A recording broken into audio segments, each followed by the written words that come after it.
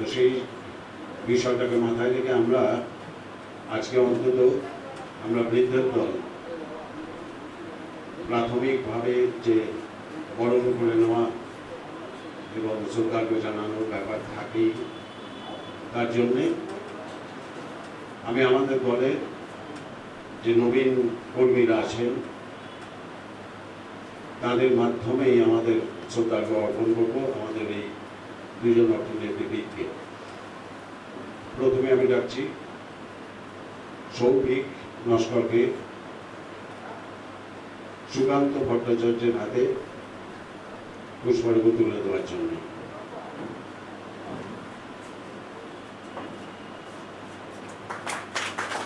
এবং খুবই সামান্য একটি উপহারও তুলে দেওয়ার জন্য অভিনন্দন সেন আসছেন।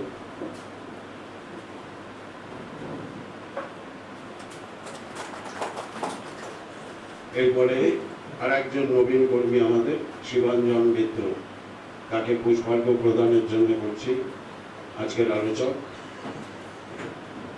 শ্রী রতন খাসমেশের হাতে পুষ্পার্ঘ্য তুলে দেওয়ার জন্য। শ্রাবণী গুহ কৃষি সংসদের তরফ থেকে আসবেন সামান্য একটি উপহার তুলে দেওয়ার জন্য।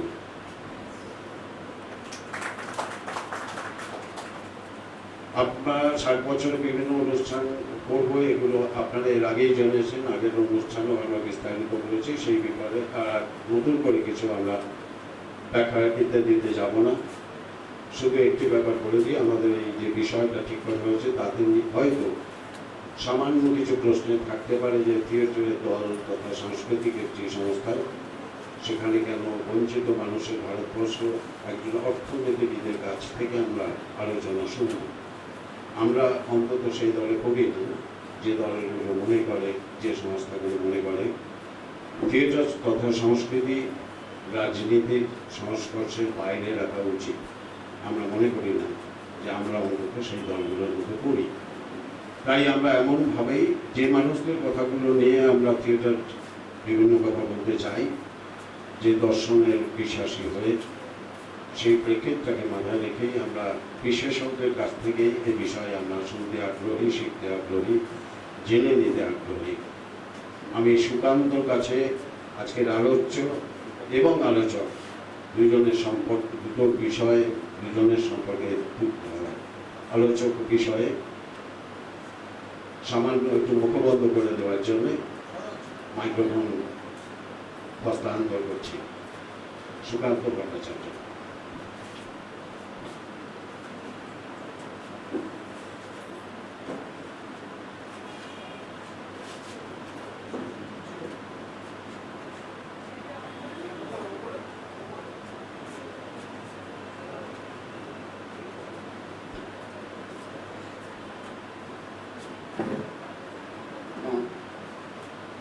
সংসদের যারা সদস্য এবং সংগঠক, তাদেরকে আমি তাদের প্রতি তাদের কাছে আমার কৃতজ্ঞতা, আমাকে এরকম একটা অনুষ্ঠানে অংশগ্রহণ করতে আমন্ত্রণ জানানোর জন্য। আমি খুব বেশি সময় বলবো না, কারণ আমার পাশে যিনি বসে আছেন এই বিষয়ে বলার পক্ষে তার থেকে ভালো আলোচক পাওয়া খুবই শক্ত বিষয়। ফলে তিনি এই বিষয়টা নিয়ে দীর্ঘদিন চর্চা করছেন, তিনি বলবেন বিস্তারিত। আমি শুধু দু একটি কথা বলে আমি রতনদাকে তার বক্তব্য উপস্থাপনা করার জন্য অনুরোধ। আমার বলার বিষয় এটা যে আজকে যে বিষয়টা আপনারা বেছে নিয়েছেন, বঞ্চিত মানুষের ভারতবর্ষ, আসলে আমি মনে করি যে ভারতবর্ষে এখন যদি কোনো বিষয়ে আলোচনা বলা উচিত সেটা এই বিষয়। দুঃখের বিষয় এটাই যে আপনি যদি ভারতবর্ষের মূলধারার যে প্রচার মাধ্যম, মূলধারার যে কমেন্টারি, মূলধারার যে ন্যারেশন সেটা দেখেন, তাহলে এই বিষয়টা অনেক কম গুরুত্ব পায় অন্যান্য অনেক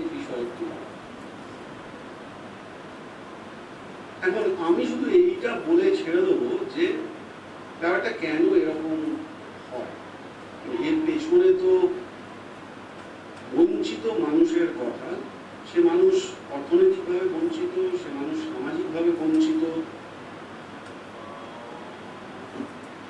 আপনি যেভাবেই বঞ্চিত মানুষের কথা বলেন না কেন, সেই মূল ধারার যে ন্যারেটিভ, মূল ধারার যে কমেন্ট্রি, সেখানে এই আলোচনা সবসময় মার্জিনে হয়েছে, কখনোই সেটা মূল জায়গাটা নিতে পারে না। এটা খুব দুঃখজনক, কিন্তু এটাই সত্য। এখন বিষয়টা হচ্ছে যে এটা তো এমনি এমনি হয় না, এর পেছনে একটা রাজনীতি আছে, একটা দর্শন আছে। এখন আমি সেই দর্শনটার বিপদ সম্বন্ধে সবাইকে সচেতন করতে চাই, যে কেন আমাদের যে ধরুন ন্যারেটিভ, সেখানে এই বঞ্চিত মানুষের অর্থনীতি, বঞ্চিত মানুষের রাজনীতি, বঞ্চিত বিশেষ করে অর্থনীতি, সেটা কেন জায়গা পায় না? এটা দর্শনটা কোথায়? এটা কিন্তু আপনারা বিষয়টা করেছেন বঞ্চিত মানুষের ভারতবর্ষ। আসলে বোধহয় আলোচনাটা হওয়া উচিত একটা পর্যায়ে গিয়ে, এই আলোচনাটা হওয়া উচিত বঞ্চিত মানুষের পৃথিবী। কারণ পৃথিবীর প্রায় সব জায়গাতেই আজকে এটা মূল একভাবে এই কথাটা একটু একটু করে উঠে আসছে যে একটা বড় অংশের মানুষ আসলে সুযোগ সুবিধা থেকে বঞ্চিত থেকে গেছে। আমি ছোট্ট করে বলবো যে ধরুন দ্বিতীয় বিশ্বযুদ্ধের পর থেকে যদি আপনি পৃথিবীর অর্থনৈতিক ইতিহাসটা দেখেন, তাহলে দেখতে পাবেন যে অর্থনৈতিক উন্নতি দ্বিতীয় বিশ্বযুদ্ধের পর থেকে 1970 দশকের শেষ অবধি পৃথিবীতে অর্থনৈতিক উন্নতি যে হারে ঘটেছে, সেটা আনপ্রেসিডেন্টেড। এবং এই অর্থনৈতিক উন্নতি, একটা জিনিস খেয়াল রাখতে হবে যে এই অর্থনৈতিক উন্নতি কিন্তু ঘটেছে যে সময়, আমি শুধু কমিউনিস্ট দেশগুলো বা সমাজতান্ত্রিক দেশগুলোর কথা বলছি, আমি একদম পুঁজিবাদী অর্থনৈতিক দেশগুলোর কথাই বলছি। এই পুঁজিবাদী দেশগুলোতে, সমাজতান্ত্রিক দেশগুলো সহ সারা পৃথিবীতে এই সময় যে অর্থনৈতিক উন্নতি ঘটেছে, একই সঙ্গে দেখা যাচ্ছে যে এই সময় সারা পৃথিবী যে বৈষম্য, সেটা একটা 25 বছর 30 বছরের পর্যায়ে ছিল দ্বিতীয় বিশ্বযুদ্ধের পর থেকে আর 1970 দশকের শেষ অবধি। একই সঙ্গে অর্থনৈতিক বৃদ্ধি ঘটেছে, অন্যদিকে বৈষম্য না কমলেও অন্তত বেড়ে যায়। শ্রমিকের প্রকৃত মজুরি সারা পৃথিবীতে এই সময় তুলনায় বেড়েছে।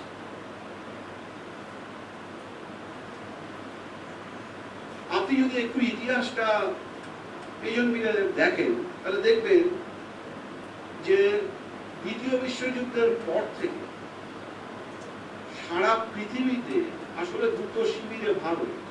একটা সমাজতান্ত্রিক শিবির, অনেক দেশ সমাজতান্ত্রিক দেশ হিসেবে নিজেদেরকে পরিচয় দিতে গর্ববোধ করেছে এই সময়। অনেক দেশ সমাজতান্ত্রিক দেশ হিসেবে নিজেদেরকে পরিচয় দেয়নি, কিন্তু সমাজতান্ত্রিক অর্থনীতি ধাঁচে তাদের অর্থনীতি গড়ে তোলার কথা বলেছে। কতটা পেরেছে সেটা অন্য কথা, কিন্তু এইটা বলতে বাধ্য হয়েছে। মনে রাখুন, ভারতবর্ষ 47-এর পর ভারতবর্ষ, আমরা বলতে বাধ্য হলাম কংগ্রেস কোনো সমাজতান্ত্রিক দল নয়। কংগ্রেস একচ্ছত্র ক্ষমতায়, জওয়াহরলাল নেহরু প্রধানমন্ত্রী, নেহরু বললেন সমাজতান্ত্রিক ধাঁচের অর্থনীতি তৈরি করতে হবে। কেন বললেন নেহরু?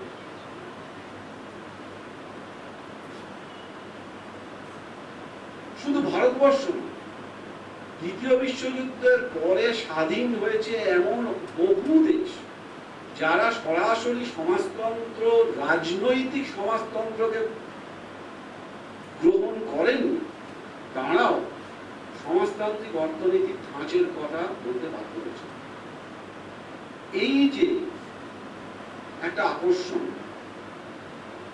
এটারও কিন্তু একটা প্রভাব ছিল পুঁজিবাদী সমাজে।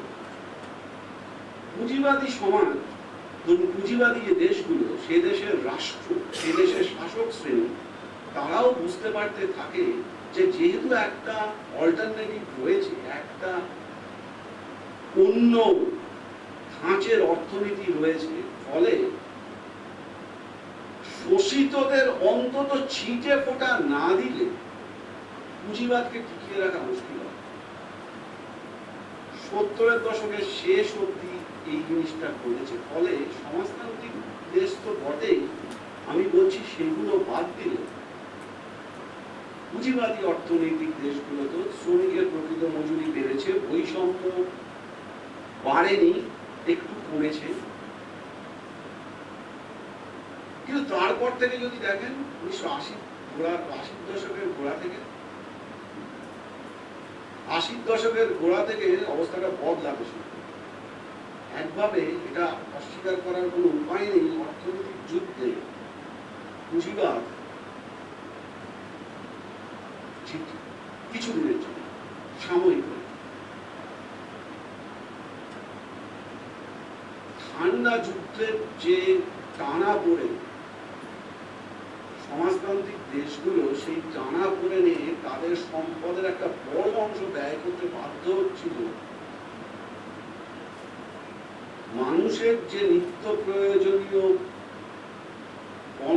যে যা মানুষ প্রতিদিন ভোগ করে, কনজিউম করে, সেই নিত্য প্রয়োজনীয় দ্রব্যের থেকে অনেক বেশি সম্পদ ব্যবহার করতে হচ্ছিল ঠান্ডা যুদ্ধে নিজেদেরকে টিকিয়ে রাখার জন্য প্রয়োজনীয় বিনিয়োগ। তার ফলে ভোগ্য পণ্যের যে যোগান সমাজতান্ত্রিক দেশগুলোতে তার কমতি করছে, এবং এটা মানুষের মধ্যে একটা ক্ষোভের জন্ম দিচ্ছিল, যা এক সময় গিয়ে একটা বিস্ফোরণ। এটা তো অস্বীকার করার কোনো উপায় নেই। এটাকে অস্বীকার করলে তো আমরা নিজেদের ভুলব। ফলে যেটা হলো যে অল্টারনেটিভটা ছিল সেটা থাকলো। 80 দশকের মাঝামাঝি থেকে এটা বোঝাই যাচ্ছিল যে আর রাখা গেল। এবার আপনি যদি দেখেন যে মুহূর্তে এই ঘটনাটা ঘটে গেল, আপনি ভেবে দেখুন ভারতবর্ষে আমরা এই নয়া অর্থনৈতিক নীতি, উদারীকরণ, বিশ্বায়ন, যাই বলেন না, আমরা কবে থেকে শুরু করলাম? সরকারি মতে 1991 সাল থেকে। কিন্তু অনেকেরই মনে আছে এখানে রাজীব গান্ধীর আমলে, আমরা যখন স্কুলে পড়ি, রাজীব গান্ধী যখন প্রধানমন্ত্রী, তখন আমরা শিক্ষার উদারীকরণের বিরুদ্ধে কথা বলতে শুরু করেছি, যে আস্তে আস্তে সরকার শিক্ষা থেকে নিজেকে ফুটিয়ে নিচ্ছেন। আমরা কথা বলতে শুরু করছি যে বিভিন্ন লাক্সারি আইটেমের যে আমদানির ওপর থেকে রাজীব গান্ধী সরকার কর তুলে নিচ্ছেন। ফলে এই যে opening up of the economy, এটা শুরু হয়েছিল 80 দশকের মাঝামাঝি। এটা শুধু ভারতবর্ষ করে, বহু দেশে, কোথাও একটু আগে, কোথাও একটু পরে। ল্যাটিন আমেরিকায় হয়তো 5 বছর আগে, দক্ষিণ আমেরিকায়, সাউথ এশিয়ায় 5 বছর, 6 বছর, 10 বছর। এখন এই উদারীকরণের অর্থনীতি কি হলো, ফলে কি হলো, তার ভালো মন্দের কথা আমি বলছি না, আমি তার ভালো মন্দের কোনটা ভালো কোনটা খারাপ সেগুলো আমি যাবো। কিন্তু আসলে সারা পৃথিবীতে একটা দর্শন, অর্থনৈতিক দর্শন প্রতিষ্ঠা করে দেয়, যে অর্থনৈতিক দর্শনটা বলে, যার নাম, যেটাকে আমরা বলি নিওলিবারালিজম, নয়া উদারবাদ। নয়া উদারবাদের মধ্যে উদারতা কিছু নেই। নয়া উদারবাদ যেটা বলে, কারণ এই দর্শনটা যদি আমরা না বুঝি, তাহলে আসলে এই বঞ্চিত পৃথিবী, বঞ্চিত ভারতবর্ষ, এইটা থেকে আমরা এটা ঠিক জায়গাটায় আমরা আঘাত করতে পারবো। এটা একটা রাজনীতির একটা দর্শন, এই রাজনীতিকে কাউন্টার করতে হবে, দর্শনকে কাউন্টার করতে হবে, না হলে বঞ্চিত মানুষের জন্য আমরা কিছু করতে পারবো। কারণ এই যে দর্শনটা, এটা একটা কথা বলে, সেটা বলে কেন এটা উদারবাদ হিসেবে নিজেদেরকে পরিচয় দেয়। তার কারণ এরা বলে যে আসলে মানুষ বাজারের কাছে সব মানুষই সমান। আপনার প্রত্যেক মানুষের অধিকার আছে বাজারে গিয়ে তার প্রয়োজনীয় জিনিসটি সংগ্রহ করা। এখন যে মুহূর্তে নয়া উদারবাদের দর্শনটা এখানে, যে মুহূর্তে আপনি বলবেন, যে মুহূর্তে আপনি রাষ্ট্রকে বলবেন যে বাজারের কাজে হস্তক্ষেপ করার কথা, যে কোনো বিষয়, যে কোনো ভাবে, সে মুহূর্তে আসলে আপনি মানুষ নয়া উদারবাদ বলবে, সে মুহূর্তে আপনি মানুষের স্বাধীনতায় হস্তক্ষেপ করছেন, কাজে আর আপনি আর উদার থাকছেন। ফলে রাষ্ট্র সমস্ত কিছু থেকে হাত গুটিয়ে নেয়। রাষ্ট্রের কোনো দায় নেই, একমাত্র দায় আইন শৃঙ্খলার ব্যবস্থা করা, যাতে বাজার ঠিকঠাক কাজ করতে পারে। চুরি ডাকাতি না। আপনি দোকানে গিয়ে কিছু একটা নিয়ে চলে এলেন, দোকানদারকে পয়সা দিলেন না, এইটা করতে দেওয়া যাবে না, কারণ তাহলে বাজার চলবে না। ফলে রাষ্ট্রের একমাত্র কাজ, আর কোনো কাজ নেই, বাকিটা পুরোটা বাজার বুঝে নেবে। নয়া উদারবাদ বলে যে সবার অধিকার আছে বাজারে গিয়ে তার প্রয়োজনীয় জিনিসটি সংগ্রহ করবে। কাজে বাজারের থেকে এত উদার আর কেউ নেই।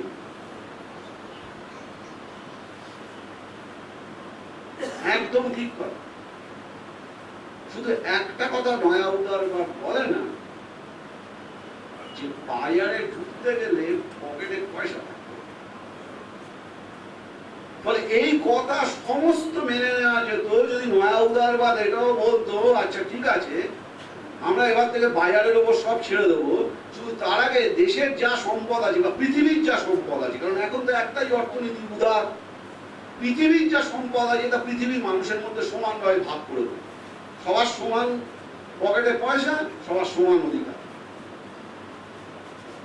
এইটা কিন্তু সেখানে কি বলে, সেখানেও তাদের একটা বক্তব্য আছে। বক্তব্যটা কি?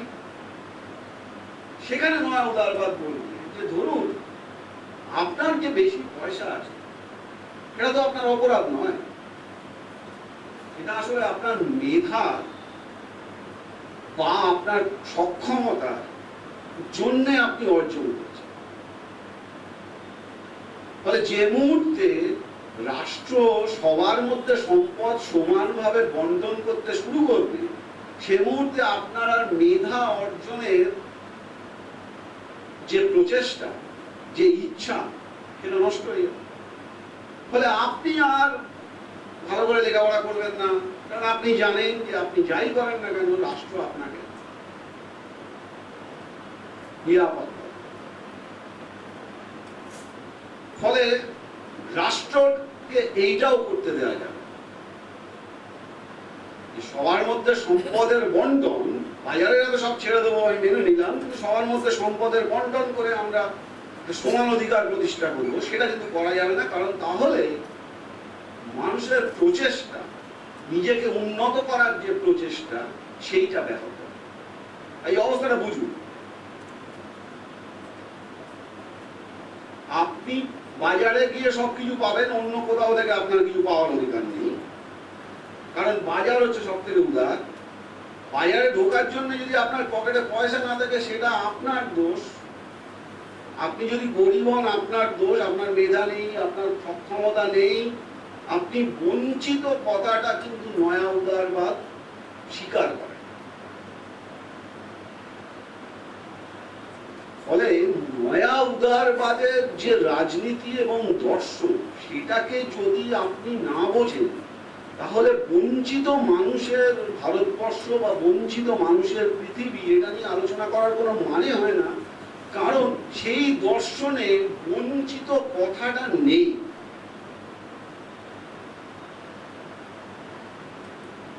সেই নয়া উদারবাদ বলে যে আপনি দরিদ্র কারণ আপনার মেধা নেই, আপনি দরিদ্র কারণ আপনার ক্ষমতা নেই, আপনি দরিদ্র কারণ আপনি কুঁড়ে, আপনি কাজ করেন না ঠিক মতো। আপনাকে যদি সরকার আপনার দারিদ্র থেকে মুক্তি দেওয়ার জন্য কিছু ব্যবস্থা করে, তাহলে সেটা আপনার কুঁড়েমিকে প্রশ্রয় দেওয়া হবে এবং সেটা অন্য মানুষকে কাজ না করার জন্য উৎসাহিত করবে। এই হচ্ছে নয়া উদারবাদের দর্শন। ফলে নয়া উদারবাদ কাউকে বঞ্চিত মনে করে না। কাজেই এই দর্শনকে না বুঝলে, এই দর্শনকে কাউন্টার করার জন্য একটা পাল্টা দর্শন নিয়ে ভাবনা চিন্তা না করলে বঞ্চিত মানুষের কথা আসলে আপনি কোনোদিন ন্যারেটিভে আনতে পারবেন না। কোনোদিন আমাদের মূল ধারার অর্থনীতি, রাজনীতি, যা মেইনলি অর্থনীতি, আমি অর্থনীতির ছাত্র, তাই আমি অর্থনীতির কথাই বলি, সেটাই আপনি নিয়ে আসতে পারবেন। আর যতদিন না সেটা আমরা নিয়ে আসতে পারছি, ততদিন আসলে বঞ্চিত মানুষদের জন্য আমরা কিছু করতে পারবো না। খুব একটু একটু সুযোগ সুবিধা দেওয়া যায়। একটা কথা খালি বলে আমি রতনদাকে অনুরোধ করবো তাঁর বক্তব্য বলার জন্য। সেটা হচ্ছে যে আসলে এর মধ্যে একটা খুব চাতুরি আছে। আপনি ভেবে দেখুন, একদিকে আপনাকে বলা হচ্ছে যে সবটাই বাজারে রাখতে হবে, শিক্ষা, স্বাস্থ্য, যাই বলেন, এটা হচ্ছে দর্শন। অন্যদিকে আপনাকে বলা হবে আসলে সরকারের ব্যবস্থা করতে পারে না, কারণ যে মুহূর্তে রাষ্ট্র বাজারের কাছে হস্তক্ষেপ করবে সে মুহূর্তে কয়েকটা জিনিসকে আসলে আমরা গন্ডগোল করে দেব। এক হচ্ছে যে আমরা প্রতিযোগিতাকে ব্যাহত করব, আমরা বাজারের যে স্বাধীন কার্যকলাপ সেটাকে আটকাবো। কাজে রাষ্ট্রের কোনো ভূমিকা থাকতে পারে না অন্য কোনো বিষয়। কিন্তু এবার আপনি ভেবে দেখুন, সবটা যদি বাজারের সাথে চলে যায়, এবার আপনি সেই বাজারে প্রবেশ করতে পারবেন না পারবেন না, এটা নির্ভর করছে আপনার পকেটে কত পয়সা আছে তার উপর। এবার আপনার পকেটে কত পয়সা আছে সেটা নির্ভর করছে আপনি কোন পরিবারে জন্মগ্রহণ করেছেন তার উপর, কোন অর্থনৈতিক শ্রেণীতে আপনি জন্মগ্রহণ করেছেন তার উপর, কোন সামাজিক শ্রেণীতে আপনি জন্মগ্রহণ করেছেন তার উপর। তাহলে আপনি যদি গরিব হন, মানে আপনার বাবার যদি পয়সা না থাকে, তাহলে আপনি এই বাজারে ঢুকতে পারবেন না, আপনি শিক্ষা অর্জন করতে পারবেন না, আপনি আপনার স্বাস্থ্যের প্রতি নজর দিতে পারবেন না। ফলে আপনি একজন অদক্ষ, অশিক্ষিত শ্রমিক বড়জোর আপনি এই স্টেটাসটা আশা করতে পারেন। আর সেটা যদি আপনি করেন তাহলে স্বাভাবিকভাবেই আপনার আয় কম। টমাস পিকেটি একজন, তিনি কোনো কমিউনিস্ট নন, সোশ্যালিস্ট নন, তিনি একদম একজন মূলধারার অর্থনীতিবিদ। টমাস পিকেটি একটা বই লিখে, capital in the 21st century. তাতে পিকেটি দেখিয়েছে যে পৃথিবীর ইতিহাসে গত 30 বছরে সারা পৃথিবীতে সম্পদের বৈষম্য যেভাবে বেড়েছে সেটা পৃথিবীর ইতিহাসে এর আগে দেখা যায়।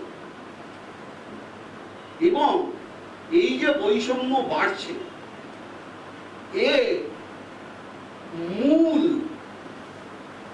সোর্স সেটা হচ্ছে পারিবারিক সম্পদের যে বৈষম্য। মানে আপনার যদি পারিবারিক সম্পদ থাকে, সেই সম্পদ থেকে আপনি যত আয় করছেন, যার পারিবারিক সম্পদ নেই সে তুলনায় অনেক কম পরিমাণ আয় করছে।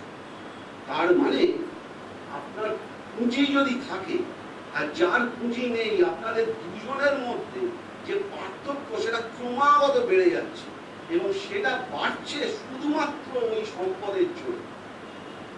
পিকেটি এটাকে বলছেন আনআর্নড ইনকাম। মানে আপনি এই আয়টা, এর পেছনে আপনার কোনো কৃতিত্ব নেই।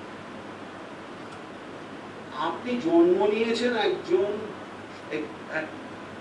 কোন এক ধনী ব্যক্তির ঘরে, কোন এক উচ্চতর সামাজিক শ্রেণীতে। ফলে আপনি ইনহেরিট করেছেন, উত্তরাধিকার সূত্রে আপনি সম্পদ পেয়েছেন,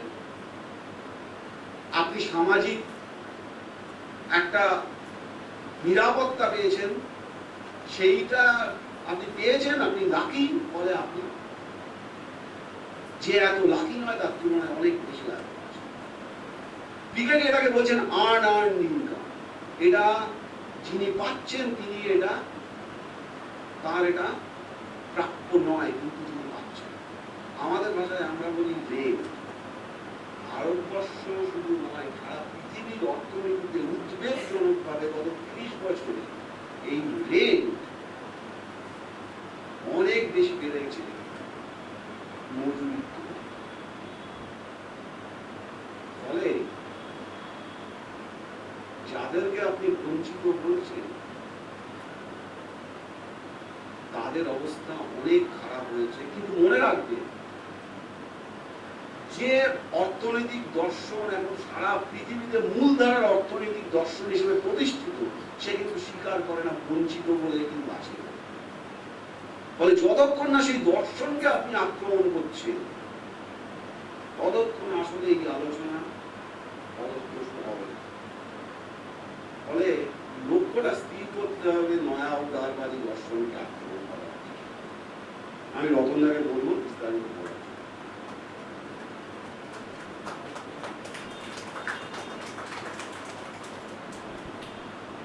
আমি খুব বুদ্ধ হয়ে শুনছিলাম,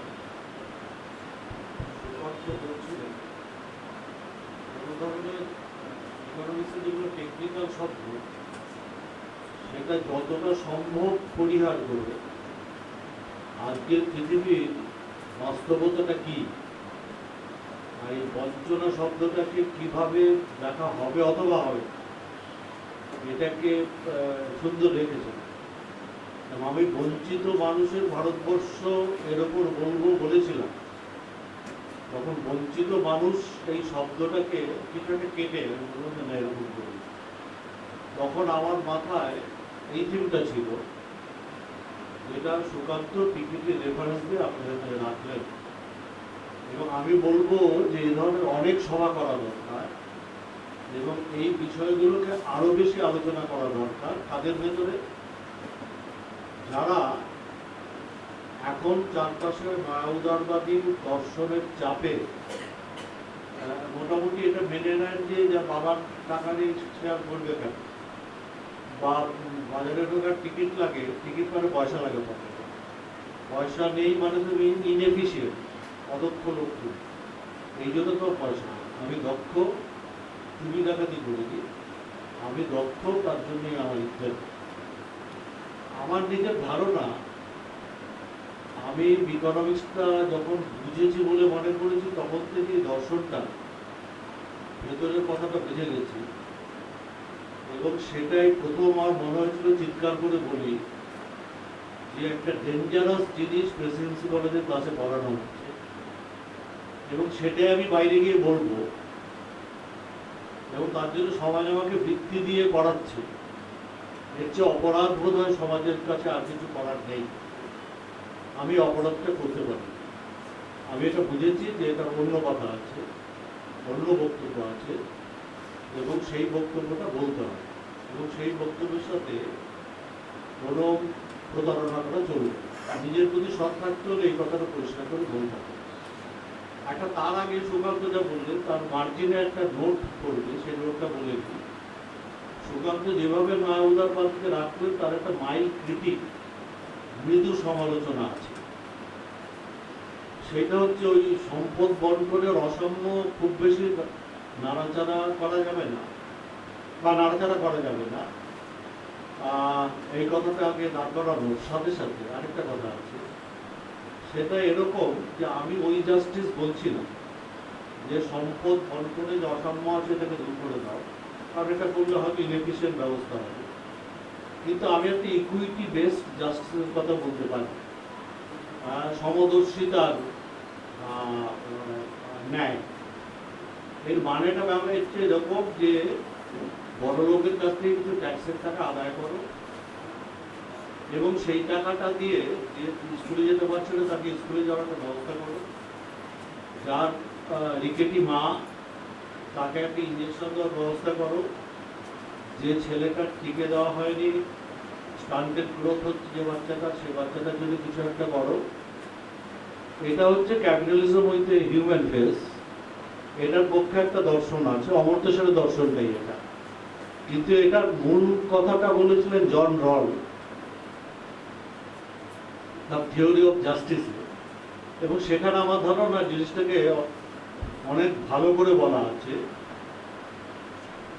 যেটা মানে ইকোনমিক্সের শাস্ত্রে একভাবে আগে পিরু এনেছিল।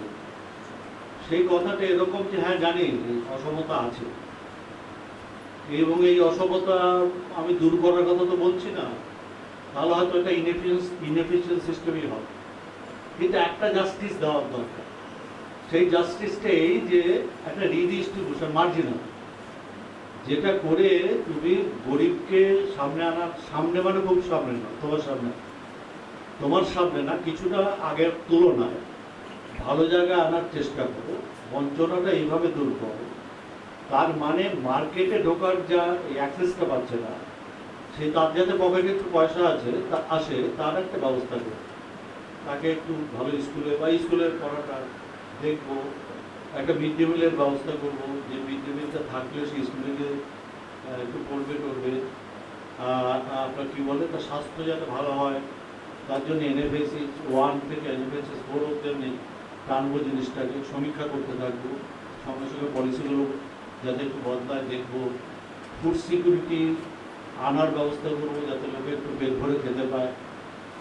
এই ধরনের একটা বক্তব্য এখন আবার আসতে শুরু করেছে, যেটা সরাসরি নয়া উদারবাদ, যেটা সেই নয়া উদারবাদী দর্শনকে আক্রমণটা করে না, সরাসরি আক্রমণটা করে না। তারা বলে ইকুয়ালিটি ব্যাপারটা হবে না, কিন্তু ইকুইটি বেসড একটা জাস্টিসের কথা আমরা ভাবতে পারি। আমার নিজের ধারণা এই বিতর্কটা 19 শতাব্দীতে শেষ হয়ে গেছে, এবং বারবার এটা ঘুরে আসে যখন পুঁজির কাছে শ্রমিক হারে, তখন এই দর্শনটা ঘুরে আসে। এই সুকান্তকে যেটা বললে, আবার শ্রমিক যখন পাল্টা চটটা মারতে শেখে, তখন দর্শনটা কিন্তু উল্টো দিকে যেতে শুরু করে। আমি এবার একটা অন্য শব্দ ব্যবহার করব, শ্রমিকদের দর্শনটার যে প্রভাব বলয়, এই প্রভাব বলয়টা যদি বিস্তারিত হতে থাকে, ক্যাপিটাল যদি চর খায়, এবং পুঁজির যে প্রভাব বলয় সেটা যদি পিছু হটে, শ্রমিকেরটা এগোয়, পুঁজিরটা পিছু হটে, তাহলে পরে দেখবেন এই কথাগুলো আর বলার সাহস কেউ করছে না, যে তোমার নিওলিবারালিজমের যে কথাটা, বাজারে সমতা তোমাকে দিয়ে দিচ্ছে, এবং সেখান থেকে বলা যে বাকিটা যে অসমতা পড়ে রয়েছে তার কারণ তুমি কুড়ে, তোমার বাবা করেছিল, তোমার ঠাকুরদা করেছিল, এবং সেই কারণে জিনিসটা প্রপার্টি রাইটগুলো এইভাবে আছে।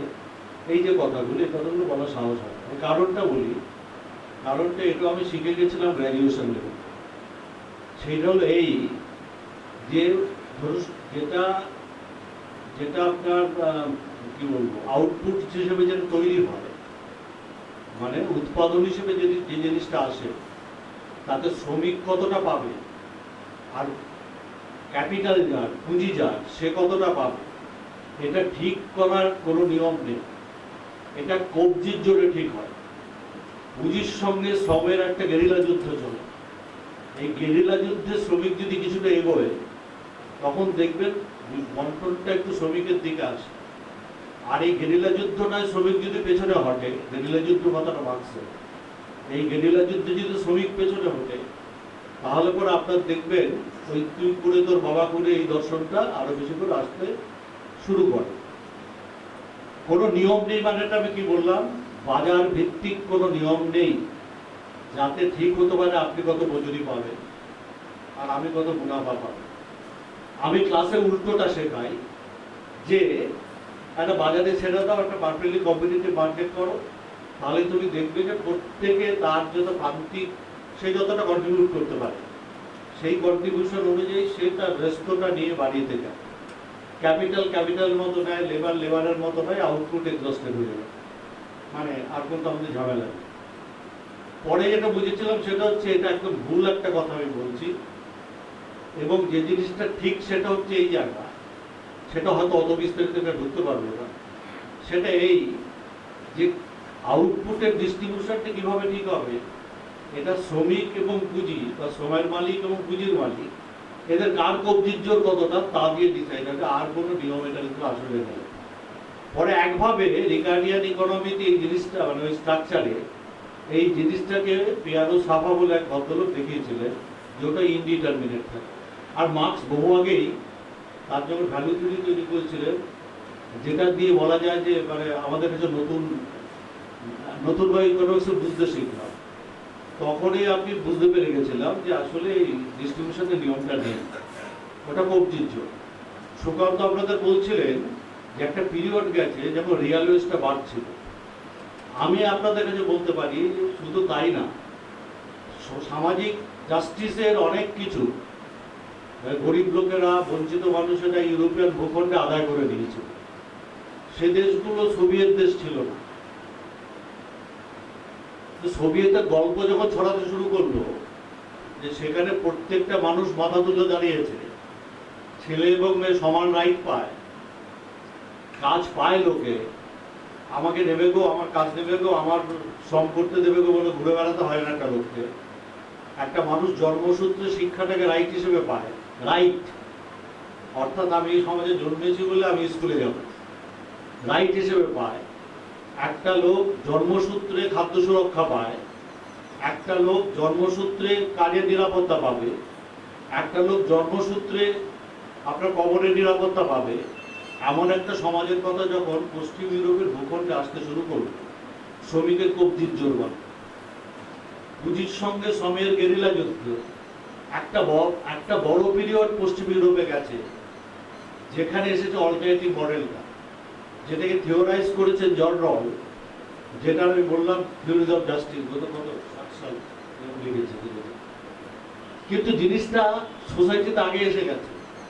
স্ক্যান্ডিনেভিয়ান দেশ, রাশিয়ার একদম পাশে, বাল্টিক পেরুলেই রাশিয়া, তার আঁচ এসে পড়েছে ফিনল্যান্ডে, তার আঁচ এসে পড়েছে সুইডেনে, কারণ তাদের সঙ্গে ট্রেড ছিল তো, বাল্টিক ট্রেড, ওদিকে ট্রেডটা লোকে জাহাজ যায় ফিরে আসে, এবং তারা বলে এই যে রাশিয়া মাংস পাঠাচ্ছে আর তার বদলে মেটালার্জির নকশাগুলো নিয়ে যাচ্ছে, ব্যাপারটা কি? হার্ডিতে রাশিয়ার ভারত ব্লাস্ট ফার্নেস ছিল, ব্যাপারটা কি গো, ব্যাপারটা কি? ওরা শ্রমিকেরা ওইগুলো দেখে দেখে সব ব্লাস্ট ফার্নেস তৈরি করছে। কেন?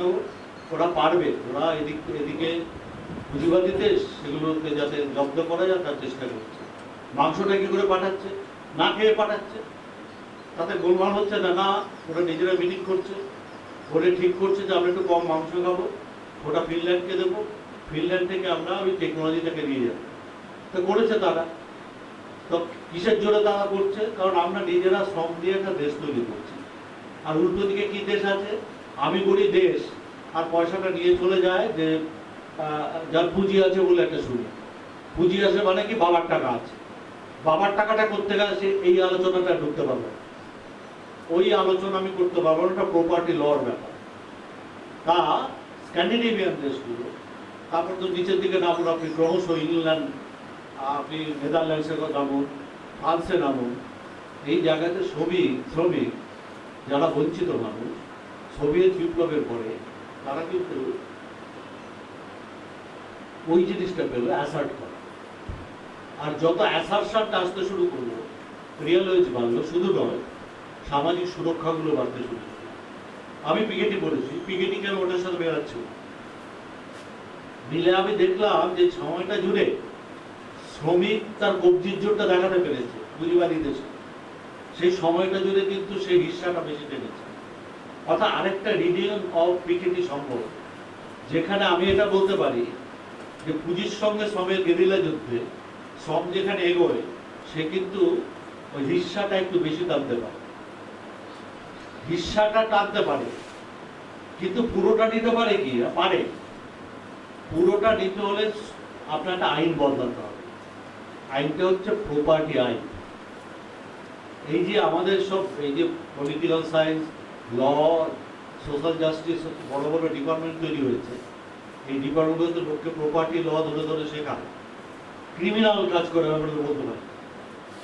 মানুষের প্রথম প্রপার্টি এসেছে অন্যের প্রপার্টি লুট করে। প্রপার্টির হিস্ট্রিটা কি? প্রপার্টির হিস্ট্রি হচ্ছে আমি গায়ের জোরে দাঁড়িয়ে বলবো যে আমি রাজা, কাজে এই গোটাটা আমার, আমাকে খাজনা দিয়ে থাকতো না। এটা প্রপার্টির ইতিহাস। প্রপার্টির ইতিহাসটা কি? আমি কোয়ার্স করব, কোয়ার্স করে বলবো যে তোর শ্রমটা দিতে হবে, আর তার বদলে আমি বৈভবের উপর বৈভব করব, আর আমার ছেলে আসার পর সে বলবে আমি কাউন্টের ছেলে। গোটা ধরুন ইউরোপে ক্রাইমের কাজটা করেছে, ক্রিমিনাল অফেন্স এগেনস্ট সাধারণ পিপুল, কি সেটা? প্রপার্টি ল গুলোকে দাঁড় করিয়ে ফেলেছে এবং স্টেট তার পেছনে দাঁড়িয়েছে। স্টেট মানে হচ্ছে ওই প্রপার্টি লটা মানবে।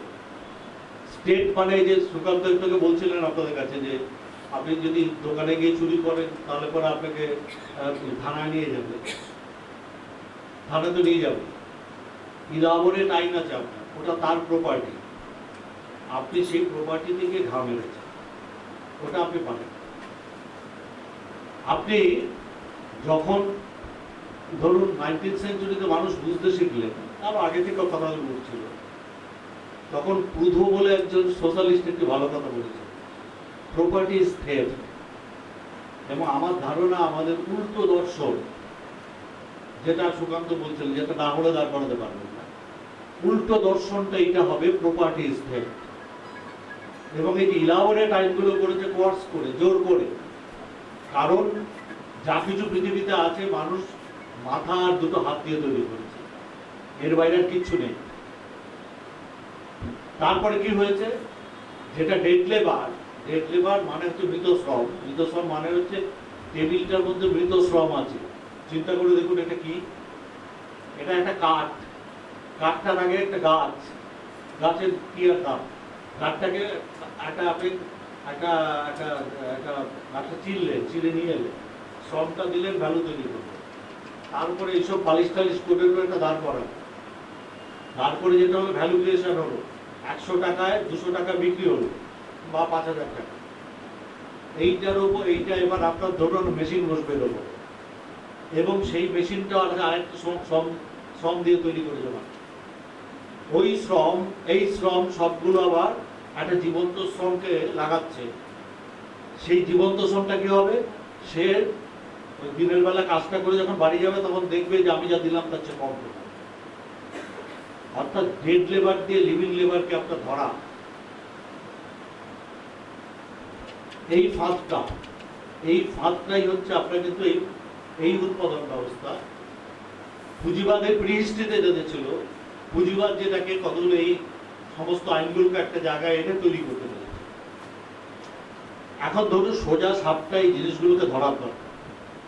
আমি যেমন ধরুন ইকোনমিস্ট পিগু, আর্থার পিগুকে আমি পছন্দ করি। কেন পছন্দ করি? সে রিডিস্ট্রিবিউশন, মানে ধরুন একটা গরিবকে পয়সা দিয়ে পড়াবে, বা একটা গরিবের বাড়ির ছেলে মিড ডে মিল খাবে, তার জন্য আপনাকে ট্যাক্স দিতে হবে। পিগু তার একটা মরাল জাস্টিস এনেছে। এখনকার অসভ্য ইকোনমিস্ট গুলো সেটা রেফারও করবে। সেটা হচ্ছে সোজা কথা, টাকার একটা অ্যাডিশনাল টাকা, একটা অ্যাডিশনাল টাকার দাম একটা রিক্সাওয়ালার কাছে বেশি আমার তুলনায়। আমার 1 টাকা পড়ে গেলেও আমি খুব তাকিয়ে দেখবো, হয়তো বুঝবোই, কারণ ওটার মার্জিনালিটি আমার কাছে খুব কম, আর এই লোকটার কাছে ওটার মার্জিনালিটি বেশি। তার পিগুর বক্তব্য হচ্ছে আমি যদি রিডিস্ট্রিবিউট করে গরিবের কাছে বড় লোকের টাকাটা নিয়ে যাই, এই ট্যাক্স করে যেটা হয়, তা তো সেটা সামাজিক ভাবে নেয়। কেন না? ওখানে যখন টাকাটা যায় ওই টাকাটার মার্জিনাল ইউটিলিটিটা বেশি, মানে আমাদের ইকোনমিক্সের ভাষায় যাব। অর্থাৎ এক ধরনের একটা যুক্তি পিগু খোঁজার চেষ্টা করেছিলেন, যেটা এখন যারা থিওরি তৈরি করছে তারা গোড়াতেই ওগুলোকে মেরে শুরু করছে, যেটা সুকান্ত বলছে ভয়ঙ্কর বেশি। এবং সেই কারণে যেটা করতে হবে, বঞ্চনার কথা উঠলেই আপনাকে যেতে হবে প্রপার্টিতে, এবং আপনাকে বলতে হবে প্রপার্টি ইজ থেফট, আপনাকে বলতে হবে কোয়ারশনের ওপর সমাজ দাঁড়িয়ে আছে। আপনাকে বলতে হবে যে বঞ্চনা মানে কি। বঞ্চনা মানে কোয়ারশন। এই কোয়ারশনটার সবচেয়ে পাঞ্জের ফর্মটা হচ্ছে আপনার ইকোনমিক্সে আছে, যে কারণে বঞ্চনার সবচেয়ে ঘোরার জায়গাটা হচ্ছে আপনার ইকোনমিক বঞ্চনা, অর্থনৈতিক বঞ্চনা। যেটা সুকান্ত বলছিলেন যে পকেটে পয়সা নিয়ে আপনি বাজারে যে করবেন নাকি, ইকোনমিক বঞ্চনা ছাড়া আরো বঞ্চনা থাকতে পারে, সামাজিক বঞ্চনা আরো অনেক দিক আছে। আমি যদি আলোচনাটাকে ভারতবর্ষের পরিপ্রেক্ষিতে নিয়ে আসি, তাহলে কিন্তু এইটা আমি এটা মানবো, এটা বলতেই হবে যে সামাজিক বঞ্চনা এই কথাটার গুরুত্ব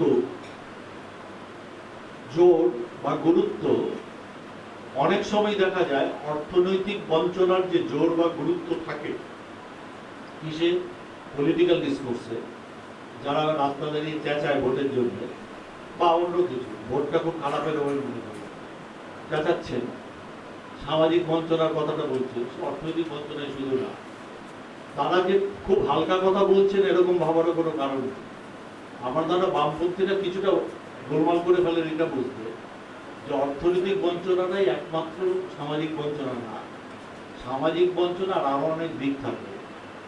মূল জায়গাটা যেহেতু অর্থনৈতিক বঞ্চনা, কাজে ওটাকে খুঁটি করে ধরে আর সামাজিক বঞ্চনাকে এর সাথে যুক্ত হবে, জুড়লে পরে আপনি একটা ডিসকোর্স তৈরি করতে পারবেন, ওই ডিসকোর্সটা লোকে নেবে। নয়তো আপনি যে দাঁড়িয়ে বলতে যান যে বন্ধুগণ, ভাইগণ, কমরেডগণ, আমরা শোষিত, আমরা বঞ্চিত, কিছু হবে না।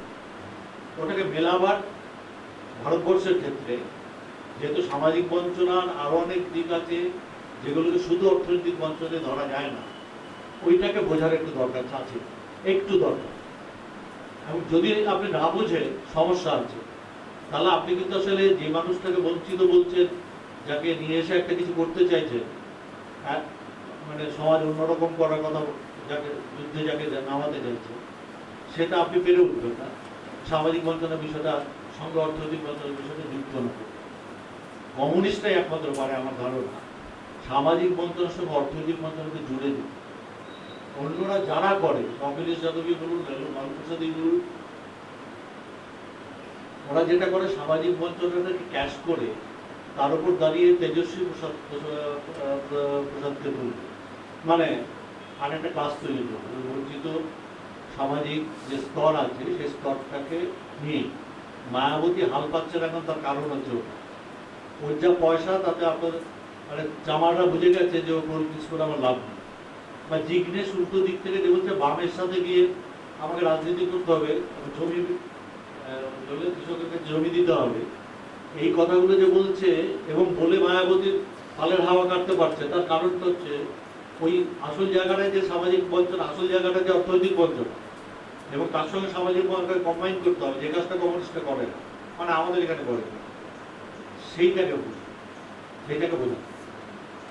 আমার নিজের ধারণা, আমি যার বই সবচেয়ে বেশি শিক্ষিত হয়েছি, যার বই পড়ে, EMS নামুদ্দিন। আমি এই যে প্রপার্টিস, সেই কাণ্ড কারখানা, এগুলো নামুদ্দিনের economic problems of ground rent বলে একটা লেখা পড়ে প্রথম বুঝেছিলাম, এবং তারপরে বুঝলাম উনি রেফারেন্স দিচ্ছেন, তার থেকে আমি গুন্ডিসে পড়লাম, তার থেকে আমি কি যেন বলে theory of surplus value volume 2 পড়লাম, এবং তার থেকে তখন ব্যাপারটাকে যুক্ত হলো।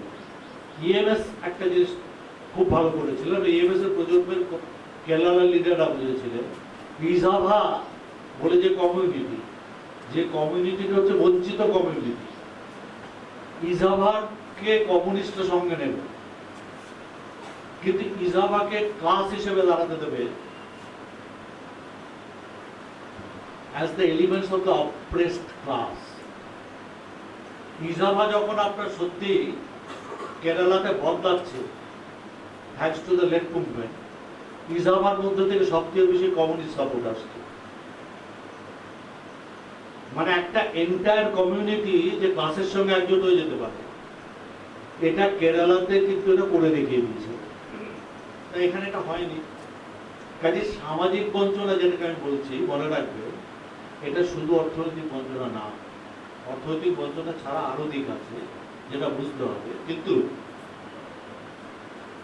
আমি এ ব্যাপারে একমত যে বঞ্চনার প্রধান জায়গাটা অর্থনৈতিক বঞ্চনা।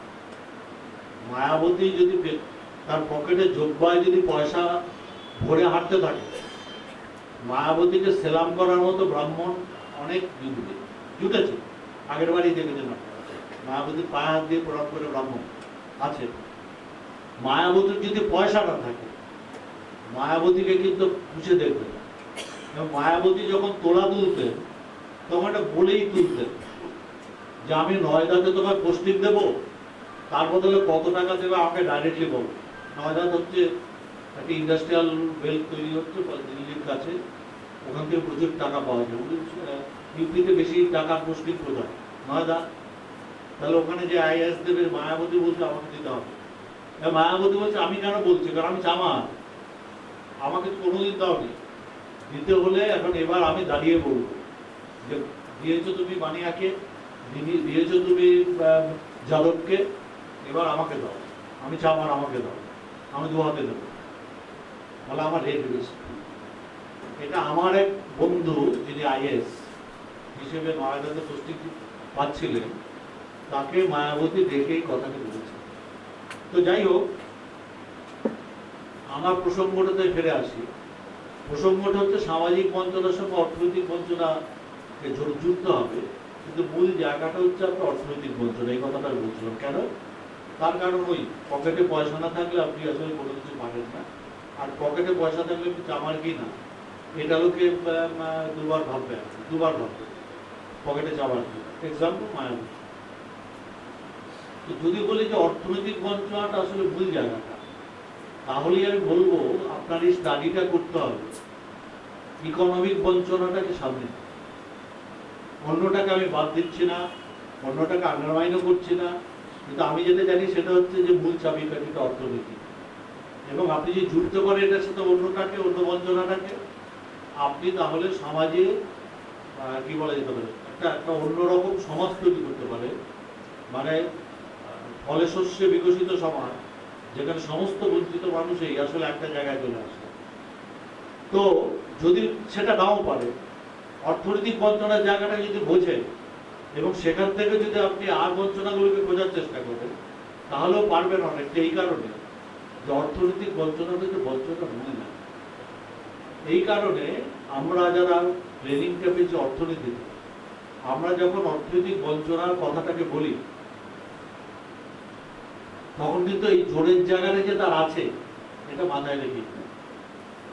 ফলে আমি যে কথাটা আপনাদের কাছে বাকি সময়টা বলবো, খুব বেশি সময় বলবো, তাতে আমি কিন্তু মূল জোরটা রাখতে চাইছি এই অর্থনৈতিক বঞ্চনা।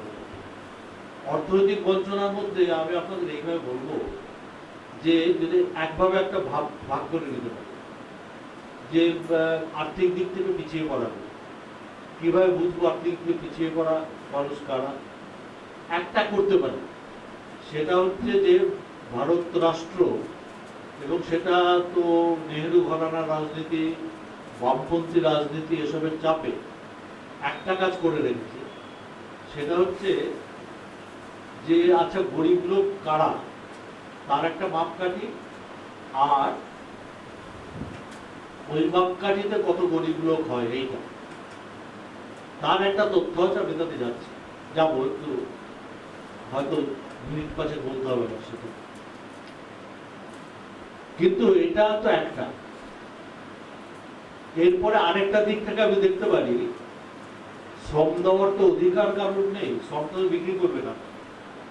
ফলে কোন বাজারে আপনি শ্রমটা বিক্রি করতে পারেন তা দিয়েও অনেকটা বোঝা যায় যে আপনি ইকোনমিতে কোথায় প্লেস হবেন।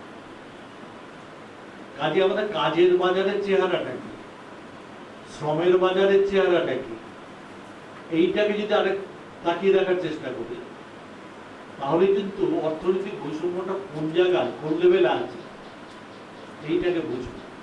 আর আমার বক্তব্য শেষ করবো এটা বলে, মানে এখনই শেষ করছি না, যখন শেষ করবো এটা বলে যে this is the best of the time for the leftist.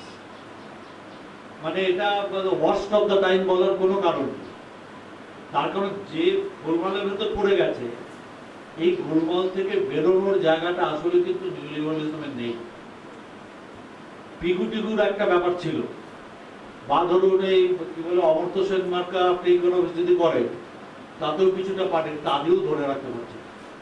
এখন মিড ডে মিল খাবো বলে স্কুলে যাবো এই লোকও কিন্তু কমে যাচ্ছে। আমি এখন একটা কাজ করছি 4টে স্টেটে এই ট্রাইবাল এলাকার ডেটা নিয়ে, ট্রাইবাল ব্লকগুলোর ডেটা। আমার যেটা প্রথম রিভিলেশন হলো, একটা আশ্চর্য, যে ক্লাস 8-এর পর আর পড়বো না এইটা একটা, আর কাস্ট আর 5-এর পরে পড়ছে না, এই দুটোর মধ্যে একটা দেখার চেষ্টা করছিলাম। আমার ধারণা ছিল মিড ডে মিল খেলের জন্য এই লোকটি মোটামুটি এখন টানতে পারছে। খুব লেটেস্ট ডেটা আমি বলছি আপনাদের, 4-5টা স্টেট, উড়িষ্যা, আরেকটা কি ঝাড়খণ্ড, একটা বলুন ছত্তিশগড়, আরেকটা হচ্ছে অন্ধ্র। আমার মনে হচ্ছে এই 4টে স্টেটের রিভিলেশন হচ্ছে। যেটা স্ট্রাইকিং রিভিলেশন হচ্ছে যে যা বেরিয়ে যাওয়ার আগেই বেরোচ্ছে, মানে প্রাইমারি আপার প্রাইমারি গপ্প ওখানেই শেষ, এবং তাতে ট্রাইবাল নন ট্রাইবালের তফাৎই পাচ্ছে। আরও ডেটাটা ভালো করে দেখবো, কিন্তু কথাটা হচ্ছে এই মিড ডে মিল দিয়েও বোধ বেশি দিন আর টানতে পারবে। কিন্তু এনিওয়ে তবুও ওদের একটা কথা আছে, কথাটা হচ্ছে যে পভার্টি ক্রাইম না, পভার্টি একটা সমাজে থাকলে তোমাকে তাকে অ্যাড্রেস করতে হবে, তার জন্য কিছু দিতে হবে। যদি অমর্ত্যবাবুর ফিলোসফি এই জায়গায় হয়, জন রোলের ফিলোসফি এইটুকু হয়, অন্তত পাঞ্জেব নিউলিবারালিজম করছে না তারা, এটা বলতে পারি। তুমি কুড়ে কাজে তোর কিচ্ছু আর হবে না, এইটা বলছে না, এইটুকু বলতে পারি। কিন্তু লেফট কেন পারে, তার কারণ জায়গাটা হচ্ছে এইটা, যে ওইটা দিয়েও আর কুলোনো যাবে না, জন রোল দিয়েও আর কুলোনো যাবে না, অমর্ত্য সেন দিয়েও কুলোনো যাবে না। ক্যাপিটালিজম তার নিজের রেশনালটাই আর খুঁজে পাচ্ছে না। This is the best of the time for a discourse, যে ডিসকোর্সটা ক্যাপিটালিজমের পাল্টা একটা ডিসকোর্সের কথা বলতে চায়, সোশ্যালিস্ট ডিসকোর্সের কথা বলতে চায়। Best of the time for this people. তা আমি মানে জাস্ট আলোচনার মূল প্রসঙ্গটা ফিরে এসে আপনাদের এইভাবে বলি, ভারত রাষ্ট্র একভাবে আমাদের দেশের দারিদ্র্যের চেহারাটা দেখার চেষ্টা করেছে, এবং এটা দেখেছে বোধহয় পার্লামেন্টের চাপটা আমাদের এখানে আছে। ইউপিএ 1-এ লেফটিস্টের চাপ ছিল, ইউপিএ 2-এর ক্ষেত্রে আপনারা নিজেরা বুঝছিল যে এই ধরনের একটা হিউম্যান ফেস না থাকলে পরে আসলে খুব এগোবে না, ফলে লেফট না থাকলেও প্রসিকিউটিভ না এসব করছিল। কিন্তু এই পলিটিক্যাল ডিসকাশনে যাবো না, যদিও আমার নিজের খুব ভালো লাগে পলিটিক্যাল ডিসকাশন করতে। আমি এইভাবে বলি যে যখন ইউপিএ 2-এর সময়টায় লাস্ট একটা এক্সপার্ট কমিটি হলো, যে এক্সপার্ট কমিটি, এটার নাম হচ্ছে রঙ্গরাজন কমিটি। এই এক্সপার্ট কমিটিকে বলা হলো যে আমরা যখন বলি যে 20 টাকার পভার্টি, 30 টাকার পভার্টি, লোকে ঠাট্টা করে, বলে যে দিল্লির বাজারে গিয়ে দেখো জিনিসের কি দাম, তারপরে এসব তথ্যগুলো দেব। কাজে আপনারা একটু সুচিন্তিত মত দিন, সব দিক দেখে, যে আমাদের গরিব লোক কাকে বলা যায় এবং কত পার্সেন্ট লোক এরকম গরিব, এটা বার করুন। এই কমিটিটার নাম হচ্ছে আপনার expert group to review the methodology for measurement of poverty. Expert group to review the methodology for measurement of poverty. তাদের রিপোর্টটা শেষ পর্যন্ত পাওয়া গেল জুন 2014, মানে যখন ইউপিএ 2 যাওয়া, রিপোর্ট চলে গেছে নাকি, কবে গেল ইউপিএ 2? 11 থেকে 14 নাকি 14 এটা রঙ্গরাজন কমিটি রিপোর্ট বলা, তাতে বলা হচ্ছে, এবং ধারণা ভালো কথাই বলা হচ্ছে, আমি তাতে কোট করছি, poverty line should be based on certain normative levels of adequate nourishment. একটা নর্ম ঠিক করে, কাকে অ্যাডিকুয়েটলি খাওয়া বলবে, অ্যাডিকুয়েটলি খাওয়া কাকে বলবে, তার একটা নর্ম লাগবে। শুধু ওইটা থাকলে হবে না, তার সঙ্গে যুক্ত করো, শুধু খেয়ে তো থাকবে না, I quote, and also clothing, house rent, conveyance and education, and a behaviorally determined level of other non-food expenses. মানে আপনি এটা ঠিক করুন কি জামা পড়বে, হাউসের কত পর্যন্ত দিতে পারবে, কনভেন্সের পেছনে কত খরচা করলে তাকে বলবেন গরিব লোক, কতদূর এডুকেশন থাকলে পরে তাকে বলবেন গরিব লোক, তার সঙ্গে দেখুন নারিশমেন্টটা তার কী হচ্ছে। আর এর সাথে ওই স্তরের মানুষরা নন ফুড এক্সপেন্স, ফুড ছাড়া অন্য খরচা যা করে ওই খরচাগুলোকে যোগ করবে। যোগ করলে পরে আপনি যত টাকার একটা হিসেব আসবে, তাতে আপনার শুধু ওইটা হবে না, ওই খাওয়ার খরচা 30 টাকা না 40 টাকা এইরকম আমরা আবার ধরবো না, তার সঙ্গে এগুলো মিলিয়ে যদি ধরতে পারি ফুড অ্যান্ড নন ফুড, এবং একটা নরম্যাটিভ লেভেল যদি তৈরি করি কত হওয়া উচিত এটা যদি তৈরি করি, তাহলে পরে একটা লাইন কাল্পনিক রেখা আমি দিতে পারবো যেটাকে বলবো পভার্টি। এখন যখন আমরা গরিব লোককে এইটা বলি, আমরা রঙ্গরাজন কমিটি রিপোর্টের উপর দাঁড়িয়ে, রঙ্গরাজন কমিটি খারাপ কথা বলেনি, একটা নরম্যাটিভ লেভেলের কথা বলেছে, নিজে তৈরিও করে দিয়েছে। তৈরি করে দিয়ে যেটা দাঁড় করালো সংক্ষেপে বললে যে একটা লোককে বেঁচে থাকার জন্য 2155 kilocalorie per person per day rural এলাকায় পেতে হবে। কত? 2155 kilocalorie per person per day rural. আর শহরে যেহেতু কায়িক শ্রমটা কম করে, টুক করে বাসে যেতে পারে, অতটা ফিজিক্যাল লেবার করতে হয় না, তাই জন্য ওটা একটু কমবে। কমে নর্মাটিভ লেভেলটা ডিবেট করে যেটা দাঁড় করলে হচ্ছে 2090 কিলোক্যালোরি। এই ডিবেট করা মানেটা কি? আগে একটা কমিটি ছিল, টেন্ডুলকর কমিটি, তারা যেখানে জিনিসটা রেখেছিল এখানে রাখা যাবে কিনা সেইটা নিয়ে আরেকটা সাবগ্রুপ হলো। সাবগ্রুপটা সবটা দেখে দেখে বললো যে 2155-তে রাখো পার পার্সন পার ডে রুরালে। ওটা কিসের ক্যালোরি? শরীরের তাপ দেওয়ার জন্য। আর 290 kilo calorie per person per day এটা আরবানে দাম। এইটাকে একটা দাম, শুধু এটা দিলেই তো হবে না, তার সাথে ওই যে বললাম যে একটা normative level of adequate nourishment, এই অ্যাডিকুয়েট নারিশমেন্টটা ধরার জন্যে আপনি তার সাথে যেটা আনলেন সেটা হচ্ছে আপনাকে প্রোটিন খেতে হবে, আপনাকে ফ্যাট খেতে হবে। কতটা প্রোটিন কতটা ফ্যাট তারও নর্মাটিভ লেভেল তৈরি হলো ওই রঙ্গরাজন কমিটি। সেই প্রোটিনটা কত? 48 গ্রাম, আর ফ্যাট কত? 28 গ্রাম পার পার্সন পার ডে। কিসে? রুরাল এলাকা। আরবান এলাকায় এই করসপন্ডিং ফিগারগুলো কি? 48 নয় 50 প্রোটিনটা, আর ফ্যাটটা হচ্ছে আপনার 28 নয় 26। এইটা কে দাঁড় করালো? রঙ্গরাজন কমিটি ইনস্টিটিউটটাকে দাঁড় করালো। কিসের বেসিসে দাঁড় করালে? কতগুলো সাবগ্রুপ করলে যারা এইসব জিনিস এক্সপার্ট। আমি ইকোনমিস্ট, আমি জানি না, কিন্তু যিনি জানেন যে শরীরের উত্তাপটা একটা লেভেলে রাখতে হলে নানান করতে বাঁচবে না, সেরকম একটা লেভেল রুরালে কতটা ধরা যায় ওইটুকু দিতে হবে নর্মেটিভ লেভেল। আর আরবান এলাকায় কত দিতে হবে, কত ফ্যাট লাগবে, কত প্রোটিন লাগবে, এইটা করে।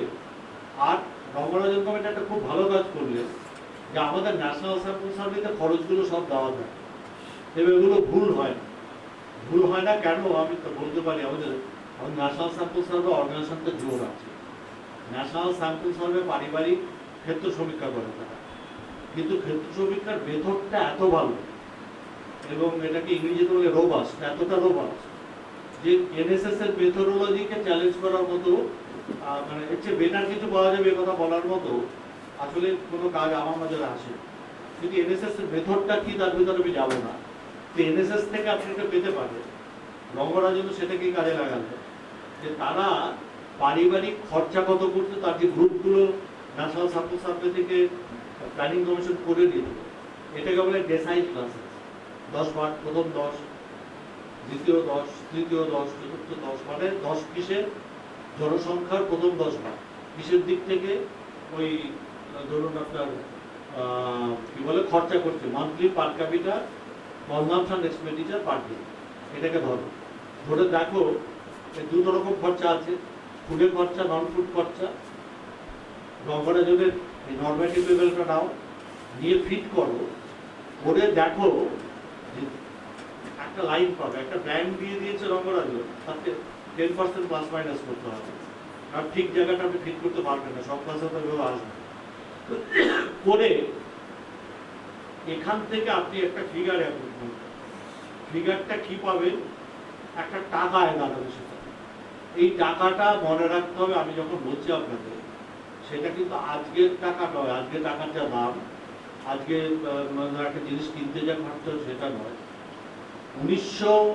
2011-12 সালে ন্যাশনাল স্যাম্পল সার্ভের 68 রাউন্ড সার্ভে ডেটা যখন বেরিয়েছে, তখন জিনিসপত্রের যা দাম ছিল ওই দামটাকে হিসেবে রেখে, কারণ ন্যাশনাল স্যাম্পল সার্ভের ওই দামটাকেই দেখেছে, পভার্টি লাইন একটা নবরাজন কমিটি বার করা।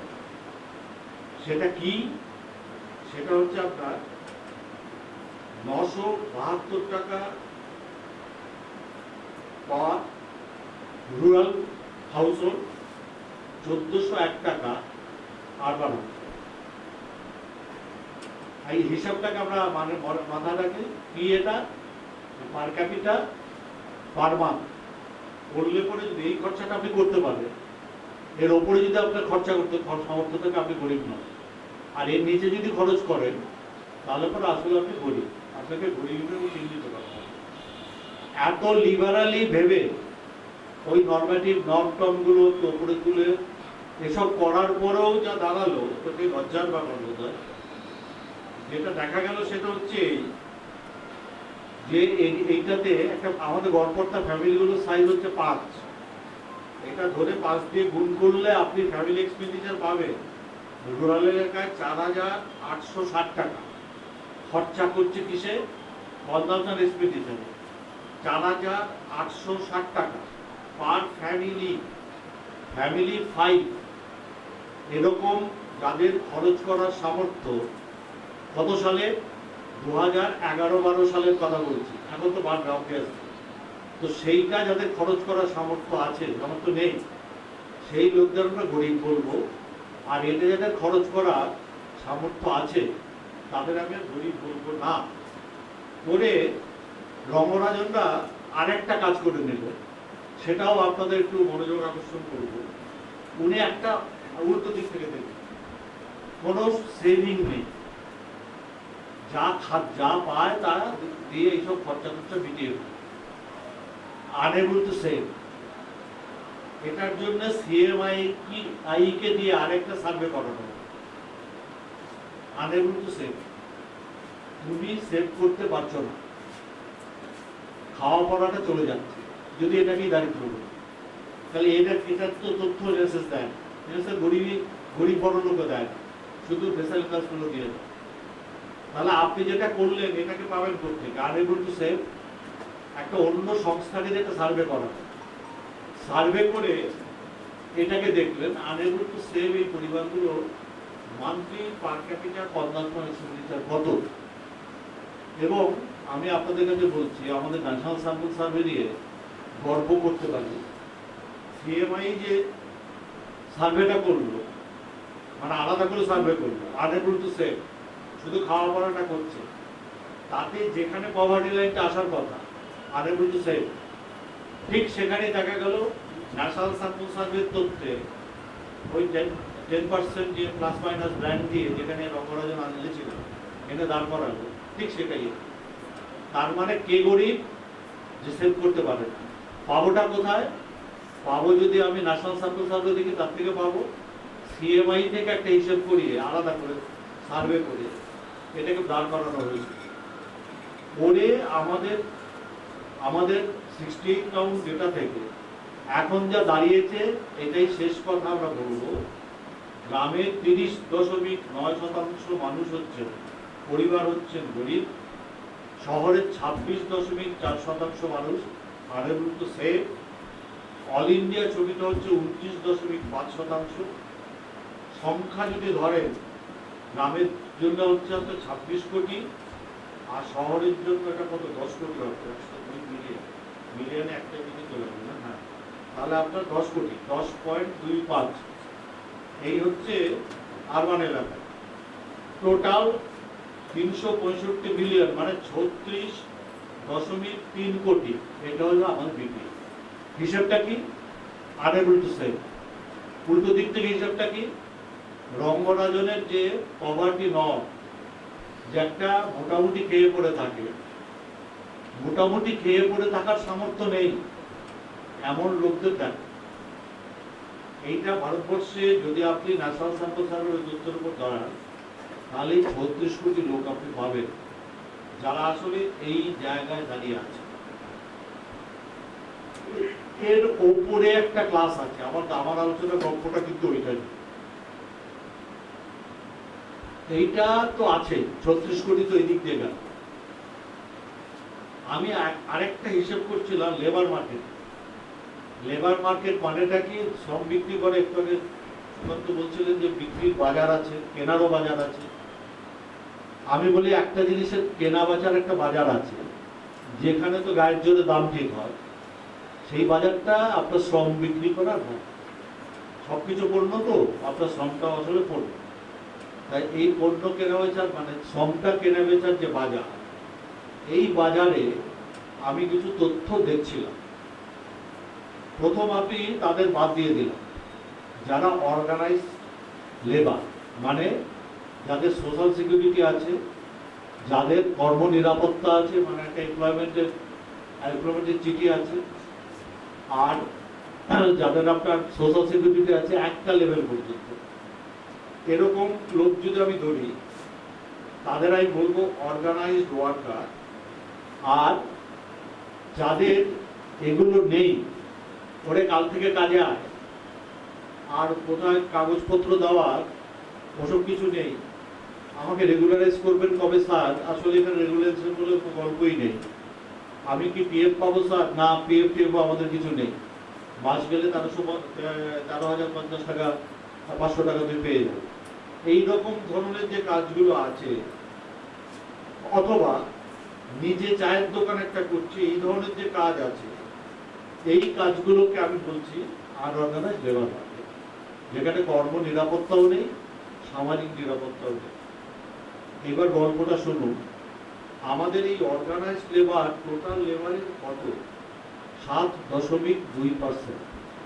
ওই ন্যাশনাল স্যাম্পল সার্ভের তথ্য বলছে যে 460 মিলিয়ন হচ্ছে আমাদের ওই বেঞ্চমার্কে লেবার, মানে এস্টিমেটেড লেবার। মানে এটা কি?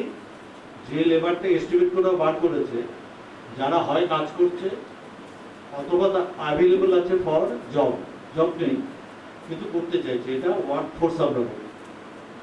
যদি এটাকে ধরি আমি 46 কোটি, 36 কোটি তার মধ্যে আমি বার করে ফেলেছি এর মধ্যে, যদি যাদের আমি গরিব বলতে চাইছি। এই লোকগুলো অধিকাংশই কিন্তু আসলে আপনি পাবেন, অধিকাংশ সবটাই পাবেন আনঅর্গানাইজড সেক্টরে। 92.8% যেখানে আছে, যে জায়গায় ইউজুয়াল স্ট্যাটাস আনএমপ্লয়মেন্ট হচ্ছে আপনার 20 আউট অফ 1000। এর একটা অংশ হচ্ছে ক্যাজুয়াল ওয়ার্কার, আরেকটা হচ্ছে low grade self employed worker. Low grade self employed worker কত? 23 কোটির উপরে। ক্যাজুয়াল ওয়ার্কার কত? ওই সার্ভেটাই বলছে 15 কোটির উপরে। এই মানুষকে নিয়ে যে ভারতবর্ষটা আছে, এই ভারতবর্ষটা হচ্ছে হয় ওই রঙ্গরাজনের যে আপনার নর্মেটিভ লেভেল তার নিচে আছে, ওই টাকাটা পায় না, অথবা প্রান্তিকভাবে এর উপরে আছে, প্রান্তিকভাবে ওর উপরে আছে। আমি যখন লাল কার্ড করাতে যাই, তখন যে আমাকে পোর বললো না, আর পোরটা কাকে বলা হবে এটা আপনার পলিটিক্যালি ডিসাইড করে ফেলে, কিন্তু পেছনে একটা ইকোনমিক্সও থাকে। সেই ইকোনমিক্সটা হচ্ছে পশ্চিমবঙ্গে পোর পিপুল কত, ওই national sample survey cut off থেকে সেন্টার দিয়ে দেয় ওই টাকাটা। তারপর জেলাতে কি বার করবে, জেলা তো অত এস্টিমেটেড হয় না, সেখানে তুমি একটা লিস্টে হয়তো করলো, কিন্তু জেলার কোটা বলে দেওয়া হবে যে এর বেশি কিন্তু আমি ইন্দিরা আবাসের টাকা দেবো না, কারণ ইন্দিরা আবাসের টাকা কত দেবো আমি পাওয়ারটি লাইন দিয়ে ঠিক করে রেখেছি। কাজে জেলার কোটা আছে, কোন হাউস হোল্ডটাকে দেওয়া হবে এটা তো পলিটিক্যাল ডিসাইড করে। তার কারণ ওটার আবার এস্টিমেটেড নাম্বার বার করা যায়, কিন্তু করা হয়নি কাজটা, আর বামফ্রন্টও করেনি। আর ওই এস্টিমেটেড নাম্বারে করার সময় হাউস হোল্ড সার্ভে করে লোককে বার করা, এটা একটা সার্ভে বামফ্রন্ট করেছিল 2009 সালে, কিন্তু ওই সার্ভেটা খুব ইনঅ্যাডিকুয়েট। তার থেকে খুব ভালো বোঝা যাবে না যে ন্যাশনাল সার্ভে সঙ্গে কতটা ফিট করা যায়। ওই প্রক্রিয়াটা আমি যুক্ত ছিলাম, আমার মনে আছে আমি ওদের বলেছিলাম যে ওই ন্যাশনাল সার্ভে ফ্রেমে ফেলে করুন, তাহলে সুবিধা হবে। কিন্তু তখন বামেদের মধ্যে বিদায় ঘন্টা বেজে গেছে, আর ব্যাপারটা নিয়ে আমিও বুঝলাম না এটা কারা বলছিল। মানে সূর্যবাবু বললেন, কিন্তু সূর্যবাবুর কথা সেক্রেটারি শুনলো বলে তো মনে হলো, সেক্রেটারি অন্যরকম বাদ করলো। তো যাই হোক, এখন জিনিসটা যেটা দাঁড়িয়েছে সেটা হচ্ছে এই মানুষগুলোকে আপনি ধরতে পারেন, যে মানুষগুলো রঙ্গরাজনের নর্মেটিভ যে আপনার পভার্টি লাইন, সেই পভার্টি লাইনের নিচে বা poverty line just on the line আছে, ওই সংখ্যাটাকেই আমি আবার বার করে দিলাম আপনাদের, যে আপনি পাবেন এটারও একটা জব মার্কেট আছে, যেটা ক্যাজুয়াল ওয়ার্কের জব, যে জবটা হচ্ছে আপনার সেলফ এমপ্লয়েডের জব, আর যেটা হচ্ছে আপনার একটা low grade work in the organise sector. এই low grade work in the organise সেক্টরটা বলি, লো গ্রেড অর্গানাইজ সেক্টরে এই লোকগুলো কারা? ধরো অনেক বড় কারখানা আছে, দুর্গাপুর স্টিল প্ল্যান্ট, একটা লোক তাতে কাজ করতে ঢুকছে, কিন্তু লোকটি দুর্গাপুর স্টিল প্ল্যান্টের এমপ্লয়ি না, তাকে লেবার কন্ট্রাক্টর ওখানে পাঠিয়েছে কাজ করার জন্য। আমি এখন একটা প্রাইভেট ইউনিভার্সিটি কি করি, তো সেই প্রাইভেট ইউনিভার্সিটি যে লোকটা আমাকে চা এনে দেয়, যে লোকটা আপনার ধরুন কি বলে টাইপ করে, আমি সবই দেখি তাদের নাকি একটা এজেন্সি চাকরি দিয়েছে। ওই ইউনিভার্সিটি, যে ইউনিভার্সিটিতে আমি কাজ করছি, ওরা তার এমপ্লয়ি না। তা আমি আশ্চর্য হয়ে সেলিনাকে আমি জিজ্ঞেস করলাম যে তোমার এমপ্লয়মেন্টের চিঠি কোথায়, নিয়ে এসো তো। সেলিনা বললো যে আমার এমপ্লয়মেন্টের চিঠি তো আরেক থেকে অর্গানাইজেশন তারা একটা দিয়েছিল, মানে ওখান থেকে হায়ার করে এনে এদের এখানে বসিয়ে রেখেছে, এবং তাদের আসলে কোনো নিরাপত্তা নেই। সেলিনার স্বামী অসুস্থ, সেলিনা ওখান থেকে 8,000 টাকা মাইনে নিয়ে বাড়ি যায়, এবং সেলিনা আমি জানি যে পারে না। সেলিনা চালাচ্ছ কি করে? সেলিনার স্বামী যদি কাজ করতো, ও কি একটা কার্নিস থেকে পড়ে গিয়ে বাড়িতে পড়ে আছে, আর পারবেও না কাজ করতে যাবে। ওর বাবার একটু জমি আছে, বাবার কি বিয়েটা দিয়েছিল, ওদের কি একটা গোলমাল, তো সেইটার জন্য বাবা কিছু টাকা দেয়, সেইটার জন্য সেলিনা একভাবে চালায়। সেলিনা পভার্টি লাইন আছে। এরকম প্রচুর পরিবার আছে যেখানে দুটো মানুষ কাজ করে, স্বামী স্ত্রী, মোটামুটি আপনি দেখছেন ফিটফাট পোশাক করে বেরোচ্ছে, এবং এই মানুষটা আসলে রঙ্গরাজন যে নর্মেটিভ গ্রাউন্ডটা বলছে তার নিচে আছে। আমি দেখাতে পারি, এই মানুষটা হচ্ছে অর্থনৈতিকভাবে বঞ্চিত মানুষ। অথবা একে আপনি পাবেন রঙ্গরাজন উড়িয়ে দিন, তাকে আপনি পাবেন ওই আনঅর্গানাইজড লেবারের মার্কেটে, যেখানে তার একটা স্কিল আছে, 10 আঙুলে টাইপ করতে পারে, তার নাম হচ্ছে ওয়ার্ড ফাইল করা, কি বলে আপনার ওয়ার্ড ফাইলে কাজ করা, তাই তো, বা এক্সেলে কাজ করা, এইসব সে শিখেছে। এইটা যে করেছে, এর জন্য হয়তো সে এরকম ধরুন 12,000 টাকা পায়। 12,000 যেটা পায় সেটা বেশি পায়, তার কারণ আমি জানি ওই ইউনিভার্সিটিতেই ওরা বেশি দেয় মানে 12,000 টাইপিস্ট, কিন্তু এই যে ডালহৌসির আরেকটা কোম্পানি, তাতে ওই ক্যাজুয়াল রেখেছে, ক্যাজুয়াল যে লোকটা দেখে তাকে আমি জিজ্ঞেস করলাম 8,000 টাইপিস্ট পাওয়া যায়, কাজে 12,000 কিন্তু বেশি, ঠিকই বেশি। 8,000টা আসলে যদি স্ত্রী চাকরি না করে তাহলে পভার্টি লাইনের নিচে থাকতে হবে। তা আমি বলি যে এই মানুষের জাত দেখবেন, এটা এমন হতে পারে আপার কাস্ট ব্রাহ্মণ হতে পারে, এমন হতে পারে এটা আপনার ধরুন একটা ব্যাকওয়ার্ড কমিউনিটি থেকে আসা একটা মানুষ হতে পারে। তার কারণটা মনে রাখবেন, ক্যাপিটাল কিন্তু জাত দেখে না, ক্যাপিটাল রিজার্ভেশনে বিশ্বাস করে না, ক্যাপিটাল ধর প্রাইভেট যা সেক্টর, ওই সেক্টরে গিয়ে আপনি বলুন যে এখানে কাস্ট কোটায় 33% আপনি রেখে দিন, ও শুনবেই না। ওই সংরক্ষণটা সরকারি আইন, ওখানে সংরক্ষণ টংরক্ষণের গল্প নেই।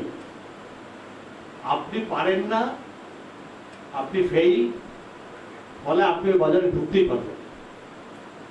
ক্যাপিটালের কাছে আপনি ওসব গল্প বলে পারবেন, স্টেটের কাছে গিয়ে গল্পটা বলুন, কিন্তু পারবেন না ক্যাপিটালের। এই যে ভাস্ট একটা আপনার আর্মি, যাটা ক্যাজুয়াল লেবার, যারা পাড়া চায়ের দোকান করবে, সেলফ এমপ্লয়েড, অথবা অর্গানাইজ সেক্টরে ধবধস্ত পোশাক করে ঢুকছে, কিন্তু অর্গানাইজ লেবার সে নয়। তার কারণ তার সোশ্যাল সিকিউরিটিও নেই, তার জব সিকিউরিটিও নেই, তার একটা বিশাল বাহিনী। কত এই বাহিনীটার হিসাবটাও আমি আজকে তো দেখছিলাম, মানে আমি ঢুকেছি বলে ভুলে গেল নাকি। হ্যাঁ, না ওটা আমার আগের রাউন্ডের ডেটাটা 2009-10। বাবা, মানে এটা কি রেটে বেড়েছে অর্গানাইজ সেক্টরে, আনঅর্গানাইজ ওয়ার্কার, মানে কথাটা বোঝাতে পেরেছি।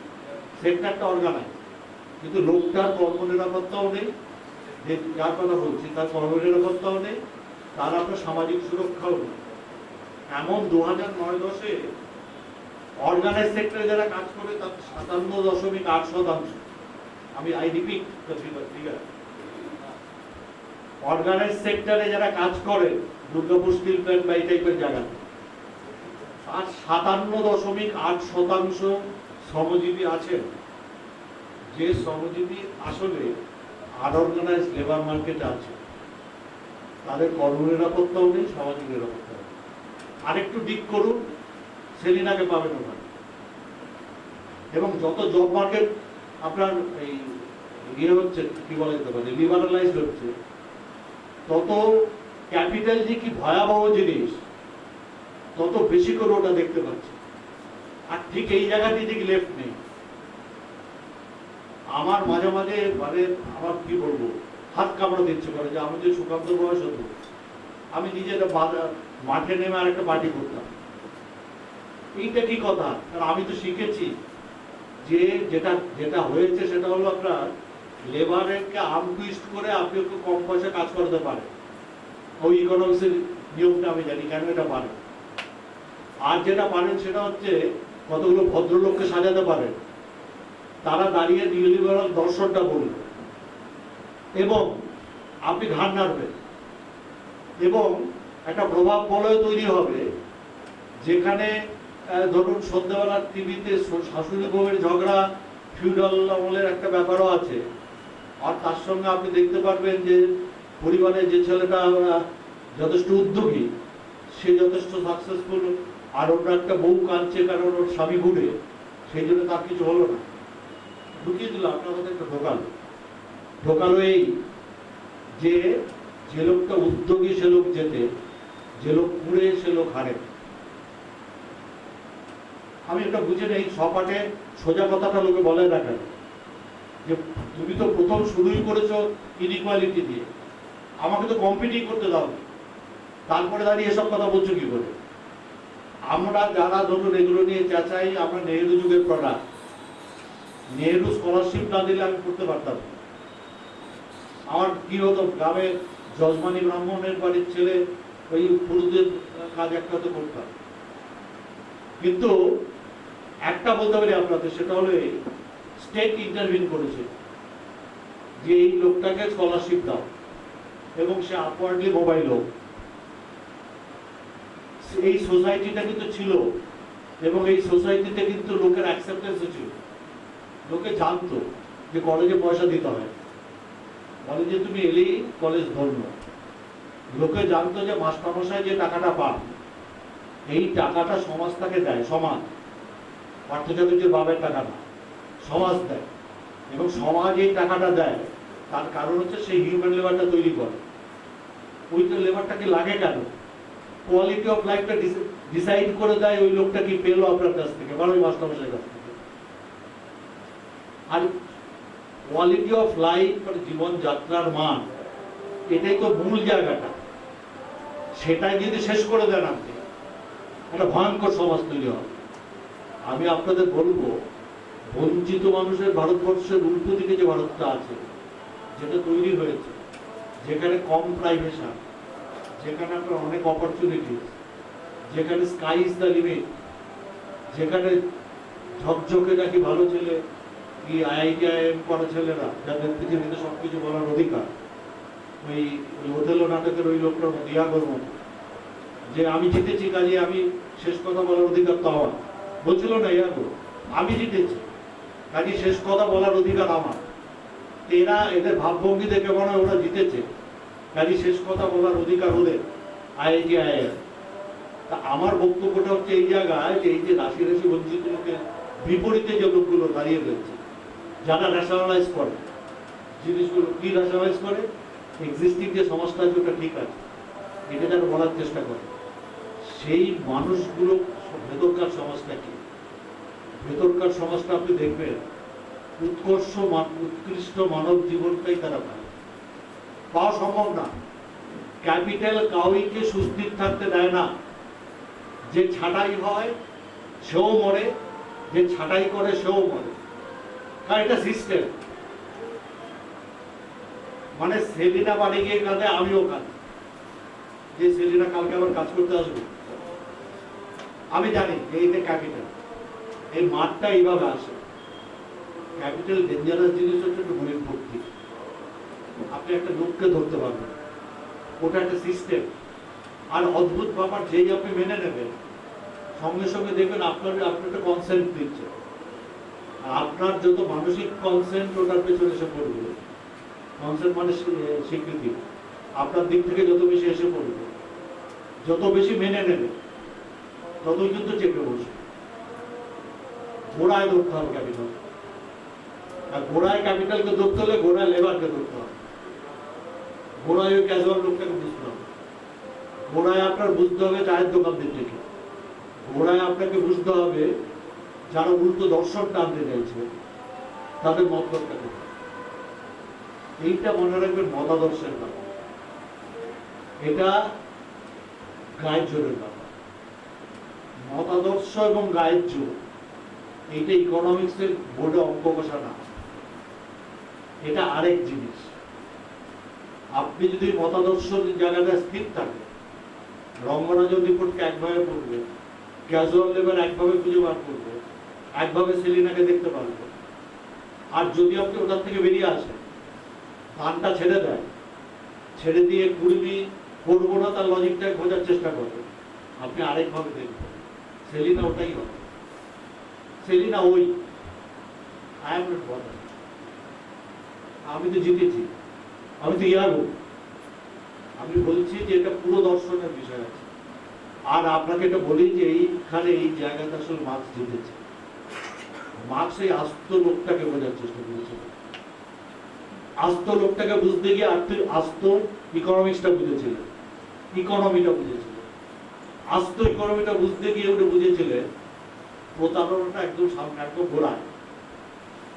ডিস্ট্রিবিউশনের কোনো নিয়ম নেই, যার কবজির জোর বেশি সে নেবে।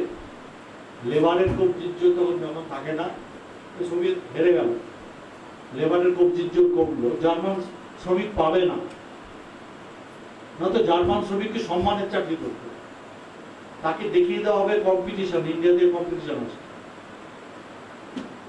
ও তোমাকে কম মজুরিতে কাজ করতে হবে, কিন্তু এই সুবিধাগুলো তোমার ছাড়াই হয়ে গেল।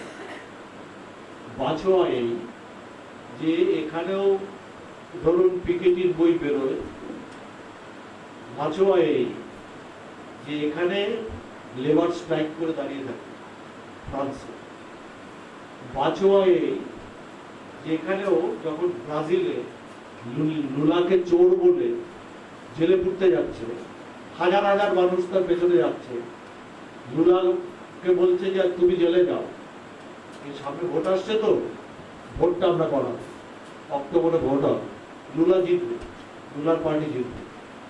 কারণ মতাদর্শের প্রভাব বলে ওই এলিট ঢুকতে পারেনি। লুলা 12 বছর ধরে যে মতাদর্শের প্রভাব বলে তৈরি করেছিল, সেটা হচ্ছে গরিব তার কথা বলবে, গরিব সামনে দাঁড়াবে, লুলা জেলে যাবে, ওইটা তো যেতে পারে। আমাদের এখানে আমার ধারণা, আমি তখন বুঝিনি, আমি বেশি নকশাল রাজনীতি করতাম তখন, এটা বুঝিনি, এটা কিন্তু সিপিএম গোড়ার দিকে এটা করেছে, এই গরিব লোককে এম্পাওয়ার করে।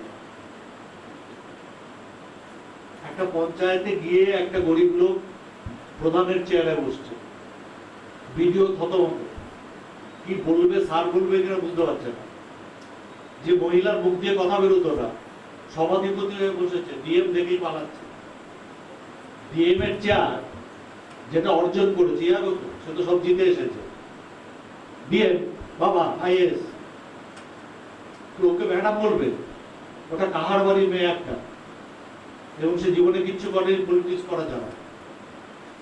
কেউ দাঁড়িয়ে বলল না যে এটা একটা বিপ্লব আসলে। এবং আমার ধারণা যে বছরের পর বছর সিপিএমের ভেতরে যে মানুষ ছিল, তার কারণটা হচ্ছে ওই বিপ্লবটা। ওই যে জ্যোতিবাবু বলতেন, আমি বুঝতাম না তখন, যে আপনাদের কিছুই দিনই ইজ্জত বোধটা দিয়ে ফেরত দিয়েছি, ইজ্জত বোধ, এটা একটা শব্দ, সামথিং লাইক দ্যাট উনি বলতেন। আমার ধরেন এই কথাটা খুব গুরুত্বপূর্ণ, ওকে এম্পাওয়ার করো। এবং আমার ধারণা যত বেশি এই ক্যাজুয়াল লেবারটা স্পিক আউট করবে, যত বেশি সেলিনা কথা বলতে শিখবে, তত বেশি কিন্তু বিকল্প মতাদর্শের প্রভাব দেবে। আর আপনি মনে রাখবেন, লজিকে ঢুকবেন, কারণ ওই ফাঁকটা ওখানেই পাতা আছে। আপনার বিপরীত লজিক আছে, আপনি বিপরীত লজিক দিয়ে শুরু করবেন, ওইখানে ঢুকে তারপর এই বার্গেনিং পাওয়ারটা শ্রমিকের কত আর মালিকের কত সেই নিয়ে আপনি অঙ্ক কষতে শুরু করলেন, কি দেবেন আপনি? আপনি জানেন যে আর্ম টুইস্ট করার ক্ষমতাটা ক্যাপিটালের অনেক বেশি। ক্যাপিটাল পারে না কেন? পারে না, এবং এটাই বটম লাইন, সেটা হচ্ছে ওইটা বেশি করলে স্টেটটাই টিকবে। এই জন্য ইউরোপিয়ান স্টেটগুলো ক্যাপিটাল যাই বলুক না কেন, শ্রমিককে কিছু দাও, এই ব্যাপারটা করেছিল। ওই যেটা সুকান্ত আপনার কাছে বলছিল, বা আমেরিকাতে রিয়াল ওয়েস্টে দীর্ঘদিন একটা জায়গায় থেকেছে, নামেনি, নিচে নামে, ডিসেলারেশন হয়নি। তার একটা কারণ এইটা মনে রাখবেন। কিন্তু এগুলো পলিটিক্সের বিষয়, এবং স্টেট যারা চালায় তারা পলিটিক্স করে বলে তারা কিন্তু ওই পাঞ্জেন্ট নিওলিবারালিজমটা নিতে চায়। পাঞ্জেন্ট নিওলিবারালিজম, যাতে বলে যে তুমি করে কাজেই তুমি কিছু পাবে না, এটা তারা স্টেট যারা চালায় তারা নিতে চায় না। তার কারণ হচ্ছে যে সাইলেন্ট মেজরিটি, এটা মনে রাখবেন 8 মিনিট। এইটা যদি অগ্নিস্তূপটা একবার আপনার আগুন লাগে, রেশনাল যুক্তি কেউ শুনবে না, স্টেট এবং তার সাথে সাথে ক্যাপিটাল দুটো শেষ হতো। আমি বলবো যে this the best of the time for the leftist, যারা স্টেটটাকেও শেষ করতে চায়, ক্যাপিটালটাকেও শেষ করতে চায়। আফসোস যেটা লাগে এবং ওয়ার্স্ট অফ দ্য টাইম মনে হয়, সেটা হচ্ছে ইডিওলজিক্যালি লেফট এত ঘাবড়ে গেছে, কোনো কারণ নেই তো ঘাবড়ে যাওয়া। তারা রাজ্য চালাতে গিয়ে গোলমাল করেছে, যাকে ওটা করে ফেলেছে, কিন্তু তার ইডিওলজিতে তো কেউ মারতে পারবে না। ওই ইডিওলজিটাকে নিয়ে থাকতে পারে। এবং এবং মনে রাখবেন, রাষ্ট্রকে কিন্তু দরকার হবে এই লেফটকে ওয়াচ করা। কারণ রাষ্ট্রের ন্যাশনালাইজ করবে কি দিয়ে? সিপিএম এর পার্টির গণতন্ত্রগত এ নিয়ে দেখলাম হিন্দু কাগজ থেকে শুরু করে সব কাগজ উচ্ছ্বসিত প্রশংসা করে লেখা লিখছে। কত গণতন্ত্র, অন্য কোনো পার্টির জন্য দেখিনি। তা আমি এটা বুঝছিলাম যে আসলে ক্যাপিটালের দরকার, ক্যাপিটালের দরকার, তাকে ন্যাশনালাইজ করার জন্য লেফট পাশে থাকে। আমি বলবো যে আপনার পাশে থাকবে, আপনারা একটা ক্রিটিক ক্যাপিটালিজম তৈরি করুন, এবং আপনাদের স্টাডি ক্লাসগুলো এখান থেকে শুরু করুন। ওই লজিক শুনবো না, লজিক অফ ক্যাপিটাল আমি শুনবো না, আমি লজিক অফ লেবারটা শুনবো। এখন কোনটা শুনবেন? ফিলোসফির জায়গা। এবং আপনি মনে রাখবেন, কিন্তু ফিলোসফিক্যাল প্রত্যয়টা যদি আপনার না থাকে, তাহলে আপনার কিন্তু মতাদর্শগত জায়গাটাও তৈরি থাকে। আর তৈরি না থাকলে পরে আপনি কিন্তু হারবেন। একবার আপনি হারলে মানুষের পতনের না কোনো শব্দ হয় না, কোন নিঃশব্দ জিনিস। কিন্তু আপনি হেরে গেলে আসলে যেটা হয় সেটা ওই ক্যাজুয়াল লেবার, ওই যে আরাম আসলে, ওই যে সেলিনা, তার জগৎটা শেষ হয়ে যায়। কারণ লেফট ছাড়া তাকে কেউ কিছু দিতে পারে না। আপনি হারলে সেলিনা হারবে। কাজে সেলিনাকে বাঁচাতে হলে আপনাকে কিন্তু মনে রাখতে হবে আপনাকে দাঁড়াতে হবে। কিসের পেছনে? আপনার ইডিওলজির পেছনে। এবং সেটা পথদর্শকগত প্রভাব বলয় তৈরি করবে। এই প্রভাব বলয়টা যত বাড়ে তত বেশি কিন্তু মনে রাখবে সমাজটা বাসযোগ্য হয় এবং অন্য একটা সমাজ তৈরি হয়। এই কথা বলে আমি বোধহয় পলিটিক্সের কথা বেশি বলেছি, ভ্যান ইকোনমিক্স, ভ্যান বঞ্চিত মানুষ। তো এইখানে এই বলতে বলে আমি আমার বক্তব্য শেষ করছি। ধন্যবাদ।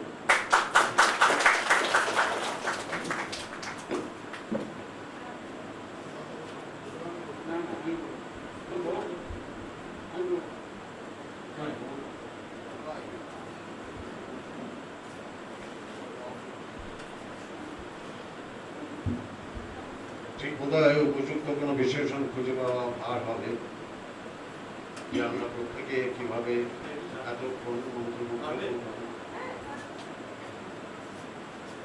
আর এই খুব সরলভাবে অতি জটিল বিষয়গুলোকে আমাদের সামনে কিভাবে চালিত করবে। আমরা ধন্যবাদ, কৃতজ্ঞ ইত্যাদি ইত্যাদি এইসব শব্দগুলো আর প্রয়োগ করার মনে হচ্ছে অনেক বেশি বাড়তি হয়ে যাবে, কোনো মানেই হয় না, অনর্থক। সেই জন্যে আমরা শেষ করছি আপনাদের সবাইকে অভিনন্দন জানিয়ে। পরবর্তী ক্ষেত্রে আপনারা আমাদের সঙ্গে একই রকমভাবে সহযোগিতা করবেন এই আশ্বাস রেখে আমরা আজকের অনুষ্ঠান শেষ করবার আগে সংগ্রামকে শুধু বলছি যে অনুষ্ঠানটা শেষ করার জন্য দু একটা কথা বলেন। মানে ধন্যবাদ জ্ঞাপন। সুকান্ত আগে এসে গেছিলেন, রতনদা আসার পর বলেন কেন আমাদের আর ডাকছেন, আমাদের বয়স হয়েছে, তরুণরাই বলবে, গোল্ড ইজ গোল্ড। সুকান্ত তো বলবেই, সুকান্ত তো অনেক সময় পড়ে আছে বলার, এবং আমাদের অত্যন্ত ঘনিষ্ঠ, আমাদের বাড়ির ছেলে। কিন্তু আপনার কথা আরও শুনতে চাই আমরা, শোনার পরে হয়তো আবার আপনি ডাক পাবেন শেষ কথাগুলোর জন্য অন্তত। কাজে আমরা আমাদের 60 বছরের যে অনুষ্ঠানগুলো আমরা চালিয়ে যাব, এ প্রসঙ্গে একটা কথা থিয়েটারের অনেক মানুষ আছেন তাদের জন্য বলি, যে সেটা হলো আমাদের এরকম 10টা সেমিনার আমরা করব, শুধু নাট্য বিষয় নয়। এর পরেরটা হয়তো আমাদের গ্রুপ থিয়েটার নিয়ে একটা সেমিনার হবে, এখানকার দলের যারা আছেন নাটক করেন প্রত্যেকেই ডাকা হবে, তারাও বক্তব্য রাখবেন। নাটককারদের নিয়ে একটা সভা হবে, পরিচালকদের নিয়ে একটা সভা হবে, আবার আমাদের সাহিত্যর উপরে একটা সভা হবে। সবটা নিয়ে 60 বছরের একটা বই বেরোবে। অর্থাৎ যা আলোচনা হলো সেগুলো সবই আমাদের রেকর্ড হচ্ছে, ভিডিও শুদ্ধ। তার উপরে আমরা একটা বই বার করবো, নাট্যচিন্তা প্রকাশনী এই বইটার দায়িত্ব নিয়েছে, সেইটা বেরোবে। সেটা আপনারা সময়ের মতন আস্তে আস্তে জানাবো। আসলে ঘরটা ভীষণ গরম, জানি না মে মাসটা পারবো কিনা, মে মাসে টেম্পারেচার আরও বাড়বে। বৃষ্টিটা পড়ে গেলে ওই সময়টা আমাদের সারা বছর ব্যাপী অনুষ্ঠান চলবে। আর একটা খবর ছোট করে জানিয়ে দিয়ে এই অবসরে, আমাদের ডিসেম্বর মাসে আপনজনের যে নাট্য উৎসব হয় প্রত্যেক বছর, এবছর জয়েন্টলি কৃষ্টি সংসদের সাথে হবে। এই কারণে যেহেতু কৃষ্টি সংসদের হীরক জয়ন্তী বর্ষ, আমরা চেষ্টা করছি এবারে নাট্য উৎসবে আপনারা হয়তো কিছু চমক পাবেন। যেমন হয়তো আমাদের স্বদেশ এবং বিদেশ থেকেও দু একটি দল আসার সম্ভাবনা আছে। এইটুকু বলে আবার রতনদা এবং সুকান্তকে আমাদের অন্তরের অন্তঃস্থল থেকে অভিনন্দন, কৃতজ্ঞতা, শুভেচ্ছা জানিয়ে, আমরা আপনাদেরও অভিনন্দন, কৃতজ্ঞতা, শুভেচ্ছা জানিয়ে শেষ করছি। ধন্যবাদ। চাটা না খেয়ে না